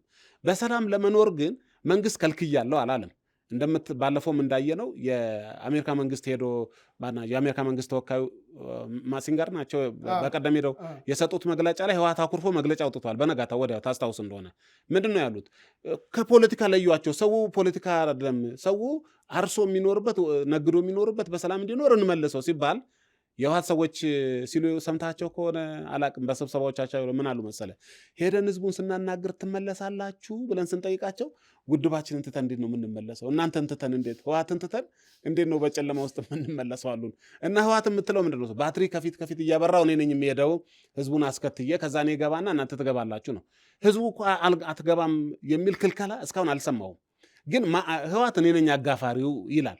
መንግስት ደግሞ አይ ህወሓት አጋፋሪ አትሆንም፣ ህዝቡ በፈቃዱ ይመለስ፣ እኔ አሬንጅ አድርጋለሁ ይላል። አይ ሰላም አትሰጣቸውም ከመለስክ የሚል ክርክር ነው። ታዛቢዎች ያሉት የመሰከሩት የአፍሪካ ህብረትና የአሜሪካ ሰዎች ሲናገሩ የሰማነው ደግሞ አይ ህዝቡን ተዉት፣ ከፖለቲካ ሆስቴጅ አታርጉት። አሁን የማየው ኃይሎቹ ሆስቴጅ አድርገውታል። ስለዚህ በዘላቂነት ይህን ችግር የምትፈታው ለእኔ የሚታየኝ አጠቃላይ ሀገረ መንግስቱን ያዋቀርንበት ዴሊኔት ያደረገው ኤትኒክ ላይኑን አፈራርሰን ሰዎች በፍላጎታቸው ነፃነቱን ለሰዎቹ ብሰጣቸው የት መኖር ትፈልጋላችሁ? የት ትተዳደራላችሁ? አይ እኛ ትግራይ ነን ራሳችን አይደንቲፋይ የምናደርገው ከዚህ ክልል ጋር ነው ቢሉ ነፃነቱን እንሰጣቸዋለን። አይ ራሳችን አይደንቲፋይ የምናደርገው ጉሙዝ ነው ወይ አማራ ነው ሲሉ ነፃነቱን ማለት ነው። ህዝበ ውሳኔ ነው። ትክክል። እሱን እኮ የተቀበሉ አይደለም አለ። ምንድን ነው የማይቀበሉ መሰለኝ? ወልቃይት በኩል ማንነት በምርጫ አይደለም። እኛ ማንነታችን ራሳችን ዲፋይን አርገናል። ሁለተኛ ደግሞ ፖፑሌሽኑን ተዛብተዋል የሚል ነገር ነው የሚነሳው ነገር። ዝም ብለህ አምጥተህ እዛ ጋር ከጨጨንክ በኋላ እሱንም ይህን ውሳኔ እንዲወስን ካደረግኩ የእኛ የማንነት ጥያቄ መጀመሪያ ወልቃይቴዎች የምንባሉ ሰዎች የዕጣ ፈንታችን አደጋ ውስጥ ይገባል። ሊወሰን ነው የእኛን ጉዳይ ሌሎች ወገኖች ሊወስኑ ነው። በሰፈራ የመጡ ሰምቲንግ ላይ ከመጣ ሰው እኛ ኦሪጂናሎች እንድንወስን አያደርግም የሚል ነገር ነው መከራከሪያ የሚያነሳው። ሰምቻለሁ። እሱንም ደጋግሜ የማነሳልህ አሁንም ቢሆን ጠቅልለ ለአንድ ቡድን በመስጠት ሰላም ይመጣል ብዬ አላምንም። አጠቃላይ ለምሳሌ ወደ አማራ ሰላም አይመጣም። የክልል አወቃቀራችን ፎርጉድ መለወጥ አለበት። አጠቃላይ ኢትዮጵያ የተሰራችበት ኤትኒክ ላይንን ወይንም የብሔር ማንነትን መስመር አስምረን ለምሳሌ ቤኒሻንጉል ጉሙዝ 5 ብሔር ናቸው እዚህ የሚያገባቸው ሌላው አያገባህም ብሎ ጽፏል አይደል ህገ መንግስቱ ላይ ታውቃለህ። በርታ፣ ኮሞ፣ ቤኒሻንጉል ምናምን ነው። ሌሎቹ አንተ ኢትዮጵያዊ ነህ ግን ቤኒሻንጉል ውስጥ እድል ፈንታ የለህም። አሁን ጉዳዩ የትግራይና የአማራ ሰዎች ብቻ እንደ ሶማሌ ቦታው አይደለም። ከምባታው ቢኖር ተከለክለዋለህ ወይ? ዶርዜው ቢመጣ ወይ አኝዋክና ኑዌር ቢመጣ ሀገራቸው ለምን አይሆንም? ህግና ስርዓት አክብረው እስከኖሩ ድረስ እና አሁንም እየተጨቃጨቅን ያለ ነው። ተገቢ የሆነ ጥያቄ ላይ ነው ብዬ አላምንም። ስለዚህ ዋናው አጠቃላይ የሀገሪቱን ችግር ሳትፈታ ይፈታል። የማንነት ችግርን በሱ ነው መፍታት ያለ። በጣም ጥሩ። ወደ መጨረሻዎቹ ጥያቄ 2 ጥያቄ ቀረኝና ፈጠን እያልን ያለን እንዳው ጆን ባንተ ግምገማ አገሪቷ ወዴት እየሄደች ነው? ምናልባት ከብሔርተኝነት አስተሳሰብ ወደ ዜጋ ብሔርተኝነት አስተሳሰብ እየተሻገረች ነው ወይስ የብሔርተኝነት ጭቃው ስምጥጥ ብላ እየገባች ነው ያለችው? ምንድን ነው ያለ ግምገማ? የጠቅላይ ሚኒስትሩ እንትን ያሉትን አንድ መጽሐፍ ይዘው በየመድረኩ ይታያሉ። አይተህ እንደሆነ የዳንኤል ክብረት መጽሐፍ የትርክት ዳና በረከት የሚል አንብቦ ኢናጉሬት የተደረገበትም ቀን እሳቸውም እዛው ነበሩ እና መጽሐፉን ገለጥ ሳደርግ ምን አየሁ መሰለህ? በደምና በአጥንት ላይ የቆመው ፖለቲካ ማክተሚያው ላይ የደረሰ ይመስላል ይላል ቃል በቃል። እንግዲህ ጠቅላይ ሚኒስትሩ ፕሮሞት የሚያደርጉትን ነው የምነግርህ። ከዛ የእሳቸውን መጽሐፍ ልንገር፣ መጨረሻ ያሳተሙት በቅርብ ጊዜ ያሳተሙት የመደመር መንግስት መጽሐፋቸው ላይ በገጽ ለይቼ ልነግርህ እችላለሁ። ቃል በቃል ምን ይላሉ መሰለህ? አሁን ያለው የማንነት ላይ የቆመ የብሔር ፖለቲካ ለሶስት ነገር ዳርጎናል ይላሉ መጽሐፋቸው ላይ። አንደኛ አሁንም ግጭት ውስጥ እንድንቆይ ያደረገን እሱ ነው ይላሉ። ሁለተኛ ለድህነታችን፣ አሁን ላለው ለቆረቆዘው ድህነታችን ዋናው ምክንያት ማንነት ላይ የቆመው ፖለቲካ ነው ይላሉ። ሶስተኛ ደግሞ በዚህ ውስጥ ሆነን ኢትዮጵያን ብልጽግና ልናረጋግጥ አንችልም ይላሉ። እንግዲህ ያሉትን አምናለሁ አላምንም የሚለው ሌላ ተሆና ቢያንስ ጽፎ ሰጥተውሃል። ሁለት ሰዎች የነገርኩ እንደው ትልልቆቹ ለስልጣን ኤፒሴንተር ቅርብ የሆኑ ሰዎች አስተሳሰባቸው የሚያስቃኝ የፖለቲካ ሰነዳቸው ነው ብዬ ስለማስብ ነው። ስለዚህ በእኔ እምነት ከብሔር ፖለቲካ እየወጣን ነው። ቅድም እንደነገርኩ አገሪቱ እየሄደች ያለችው በፍጥነት ከብሔር ፖለቲካ እየወጣች ነው። ይሄ እንዲቀጥል የሚፈልጉ ኃይሎች ተራው የኛ ነው፣ ሳይደርሰን ጠበሉን ሳይደርሰን እኛ ጋር ሲደርስ ነው ወይ እኛ ስንቀመጥ ነው ወይ ማዱ መሶቡ የሚነሳው? እንደኛ ተደራጅተን ብለው የብሔራቸውን ካባና እንትን ጃኖ ለብሰው ቁጭ ያሉ ሰዎች አሉ። አንተ አሰብስፈው አይ እሱ እያከተመ ነው፣ አሁን ከዚህ እየወጣን ነው፣ የልዩ ኃይል ፈርሷል፣ የክልል እንትን እየፈረሰ ነው። ስለዚህ መሻገር ያለብን ወደ አንድ ወደሚያደርገን ወደ ጋራ አሰባሳቢ አጀንዳ እየተሻገርን ነው የሚለው ያልተዋጣላቸው ኃይሎች ትንቅንቅ አድርጌ ነው የምወስደው። ስለዚህ በዜግነት ፖለቲካ አሸናፊነት ከማንነት ከብሔር ፖለቲካ ፎርጉድ እየወጣን እንደሆነ ነው የሚሰማኝ። የማነበው እንደሱ ነው። ጥሩ፣ እሱ ያንተ ምንባብ ነው እና ጥሩ ነው፣ አከብርልሃለሁ። እንግዲህ ወደ መጨረሻው ነገር ልመጣ። አንተ እንደሱ አይሰማህም እንዴ? አይ እኔ አሁን ጠያቂ ስለሆንኩ እኔ የራሴን አቋም የምታገኘው የቱ ጋር ነው? ተንታኝ ሆኜ በምቀርብበት ሰዓት ላይ ነው። አሁን ጠያቂ ስለሆንኩ ይሁን። የመጨረሻው ጥያቄ እንግዲህ ዘንድሮ ምርጫ ልካሄድ ነው። እንዳው ዘንድሮ ምርጫ እኔ እንጃ፣ እኔ 1992 ትዝ ይለኝ ነበር። የሚገርም ነገር በቴሌቪዥን ልጅ ሆኜ ምናምን ነገር ይሰማ ነበር። ምርጫ ሲካሄድ ክርክሩ ምናምን ትንሽ ግለቱ ማለት የ97ቱን የምናውቀው ጉዳይ ነው። ከዛ በኋላ ያሉ ነገሮችን የምናውቀው ነው። እንዳው የዘንድሮ ምርጫ ደግሞ እኔ እንዳው ሰውም ምርጫ ዘንድሮ እንዳለ የሚያውቅም አይመስለኝ። በጣም በተቀዛቀዘ ሁኔታ ነው እና ፓርቲዎችም ይህን ምርጫ ቫይቡም ለማምጣት የምታደርጉ ነገርም ብዙም አልታየኝም፣ መንግስትም አይታየኝም። እንዳው ምን ይመስላል? ምን እንጠብቅ? እንደው አዲስም ነገርም ሊሆን ስለሚችል ማለት ነው። ይረዳኛል ያለንበት ነገር ልክ ሁሉ ነገሮች በሰላማዊ መንገድ ነው መፍትሄ ማግኘት አለበት የሚል ስሜት ውስጥ ሆነን የምናካሄደው ምርጫ ለመሆኑም ስለሚገባኝ ማለት ነው። ከዛ በተሻለ ቁጥር ያለው አይ በአመፅ ነው የሚለው ማመለካከትም ስላለው እንደው በእንደዚህ ሁኔታ ውስጥ ሆኖ የሚካሄደው ምርጫ ምን አይነት ምርጫ ሊሆን ይችላል? ምን ውጤት ይጠበቃል? እንዳው እናንተ እንደ ድርጅት እንደ አንድ ድርጅቶች እንደሚሉት እዚሁ አዲስ አበባ ነው የምትወዳደሩት ወይስ ሌላ አካባቢ ተንቀሳቅሳችሁ ምርጫ የማድረግ የተለየ እድል አላችሁ ወይ? ሌሎቹ የለንም፣ ስለዚህ አባሎቻችንም አንልክም ወደ ክልል በተለይ ኦፍኮ ማለት ነው ይህን ጉዳይ በተመለከተ ሀሳብ አድርገዋልና የእናንተ ሂደት እንዴት ነው? የምርጫው እስካሁን ባለው ሂደት መቀዛቀዝ ያሳስበናል። ታስታውስ እንደሆነ በቀደም ጠቅላይ ሚኒስትሩ በሕዝብ ተወካዮች ምክር ቤት ቀርበው ማብራሪያ ሲሰጡ የእኛ ተወካይ ዶክተር አብርሃም በርታ የፓርላማ ተወካይ ናቸው፣ ያነሱት ጥያቄ ይህንኑ ነው። ምርጫው በተለይ የመንግስት ሚዲያ ይሁን መንግስት የሚቆጣጠራቸው ሚዲያዎች ይህን ጉዳይ ዋነኛ አጀንዳቸው ሊያደርጉት ሲገባ ወደ ሰላም የሚወስደን ምናልባትም በሂደት ዲሞክራሲ ለመገንባት እድል የሚሰጠንን ጉዳይ ዋነኛ ጉዳያቸው ሲያደርጉ አናይም። ከዛ ይልቅ እንደው የመንግስት አንዳንድ እዚህም እዛም የሚታዩ ፕሮጀክቶች ላይ አተኩሮት አያቸዋል እና ይሄ ያሳስበናል። መግለጫም ጽፈንበታል፣ መግለጫ አውጥተናል፣ ፓርላማ ውስጥ ይህንን ሞግተናል። በእኛ በኩል ግን ተገቢው መንገድ ይሄ ነው ብለን ስለምናስብ መንግስት መለወጥ ያለበት በምርጫ ብቻ ነው የሚል ኮንቪክሽን አለን። ይሄ የሆነ ጊዜ ሸርተት እያለን ምንቀያየረው አጀንዳ አይደለም። ቢቻልም ባይቻልም ይሄ እንዲቻል መስራት ነው ያለብን፣ የኛ ኃላፊነት። እኔ ማምነው እንደሱ ነው። አይ ሌላ አማራጭ አለ የሚለው መንገዱን አከብርለታለሁ። እኔ ግን ብቸኛው ለሀገር ሰላምና እድገት የሚያመጣው በሀሳብ ፖለቲካ ነው ብዬ አምናለሁ። መንግስት መለወጥ ያለበት በምርጫ ነው። እሱን እየሰራ ነው።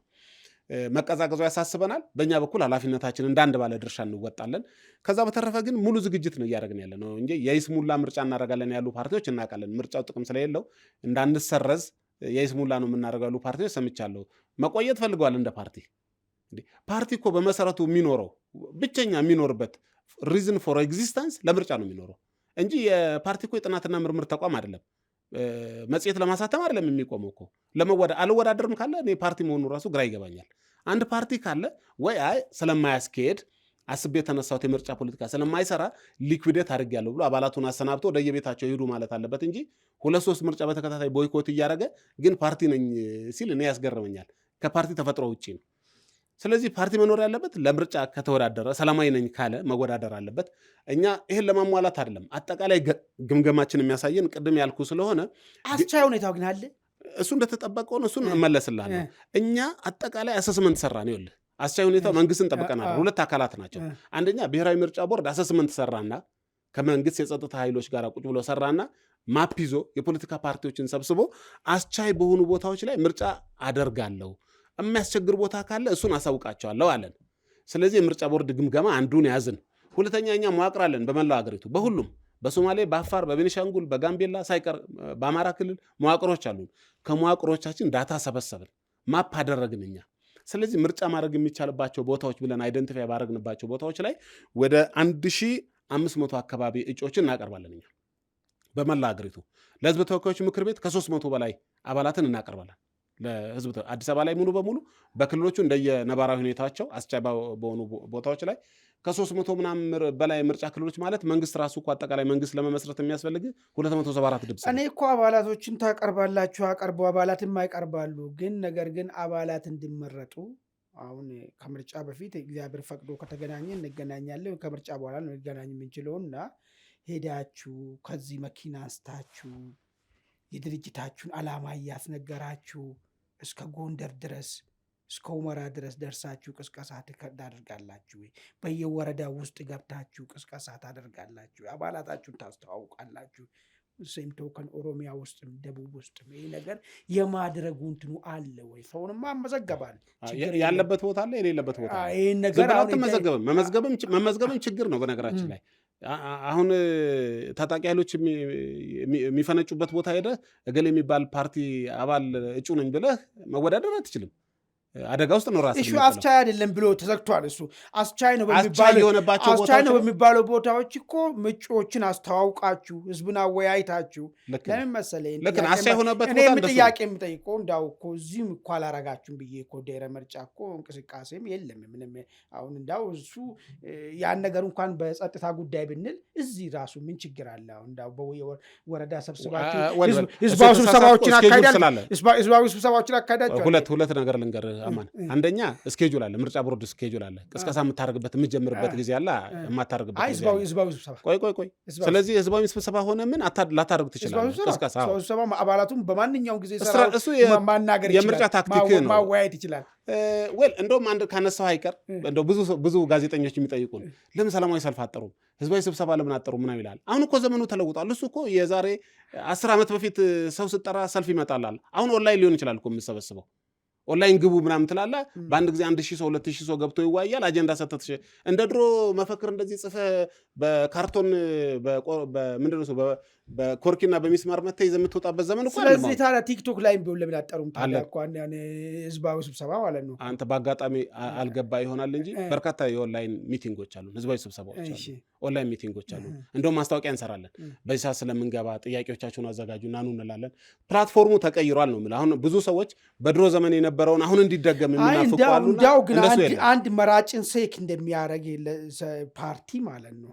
አሁን ስንት ሰው ነው ኢትዮጵያ ውስጥ በፕላትፎርም ተደራሽ የሚሆነው የሚለውን ነገር ታሳቢ ማድረጉ ከሪያሊቲው እንዳትርቁ እፈራለሁ። ገብቶሃል? ስንት ሰው ነው አሁን እናንተ ከኢትዮጵያ ፖፑሌሽን ውስጥ ስንቱ እንዲመርጣችሁ እንደሚፈልጉ እናንተ ታውቃላችሁ። ከዛ ውስጥ ስንቱ ሰው ነው አሁን አንተ በምትለኝ ዘመናዊ ፕላትፎርም እናንተን አድሬስ አድርጎ እናንተ ሀሳብ ሊሰማ የሚችለው የሚለው ነገር እንደው ጉዳዩ ካነሳው አይቀር ብዬ ነው እንጂ እንደው ብቸኛው ነው እያልኩ አይደለም። በጣም ጥሩ ብቸኛው ነው እያልኩ አይደለም። ስለዚህ ዘንድሮ ምርጫ እንደተደረገ መንግስት ይለወጣል አይደል? በምርጫ ማለት ነው። ኦፍ ኮርስ እንደው መንግስትን ለመተካት የምተኩበት እድል ይኖራል ወይ? ፍራንክሊ ስፒኪንግ ምንድን ነው ግባችሁ አድርጋችሁ የምትሄዱት? ልክ ነህ።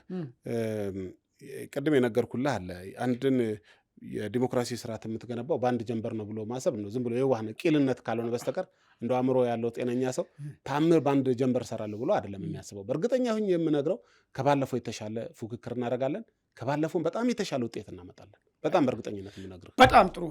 እንግዲህ አርክቴክት ዮሐንስ መኮንን እንዳው ፍቃደኛ ሆነ ይህንን ቃለ መጠይቅ ሙግት ከኔ ጋር ስላደረግ በሚዲያችንና በራሴ ስም እጅግ በጣም አድርጌ አመሰግናለሁ። አማን እድል አግኝቼ ሁለተኛ ጊዜ ከአንተ ጋር ተወያየን፣ ሶስተኛ እስክንገናኝ አመሰግናለሁ። ቴንክ ዩ ጆን። እንግዲህ ውድ አድማጭ ተመልካቾቻችን ከአርክቴክት ዮሐንስ መኮንን ጋር የነበረንን ዝግጅት እዚሁ ላይ አጠቃለናል። ከቀሪው የአንድ አፍታ ዝግጅት ጋር መልካም ቆይታ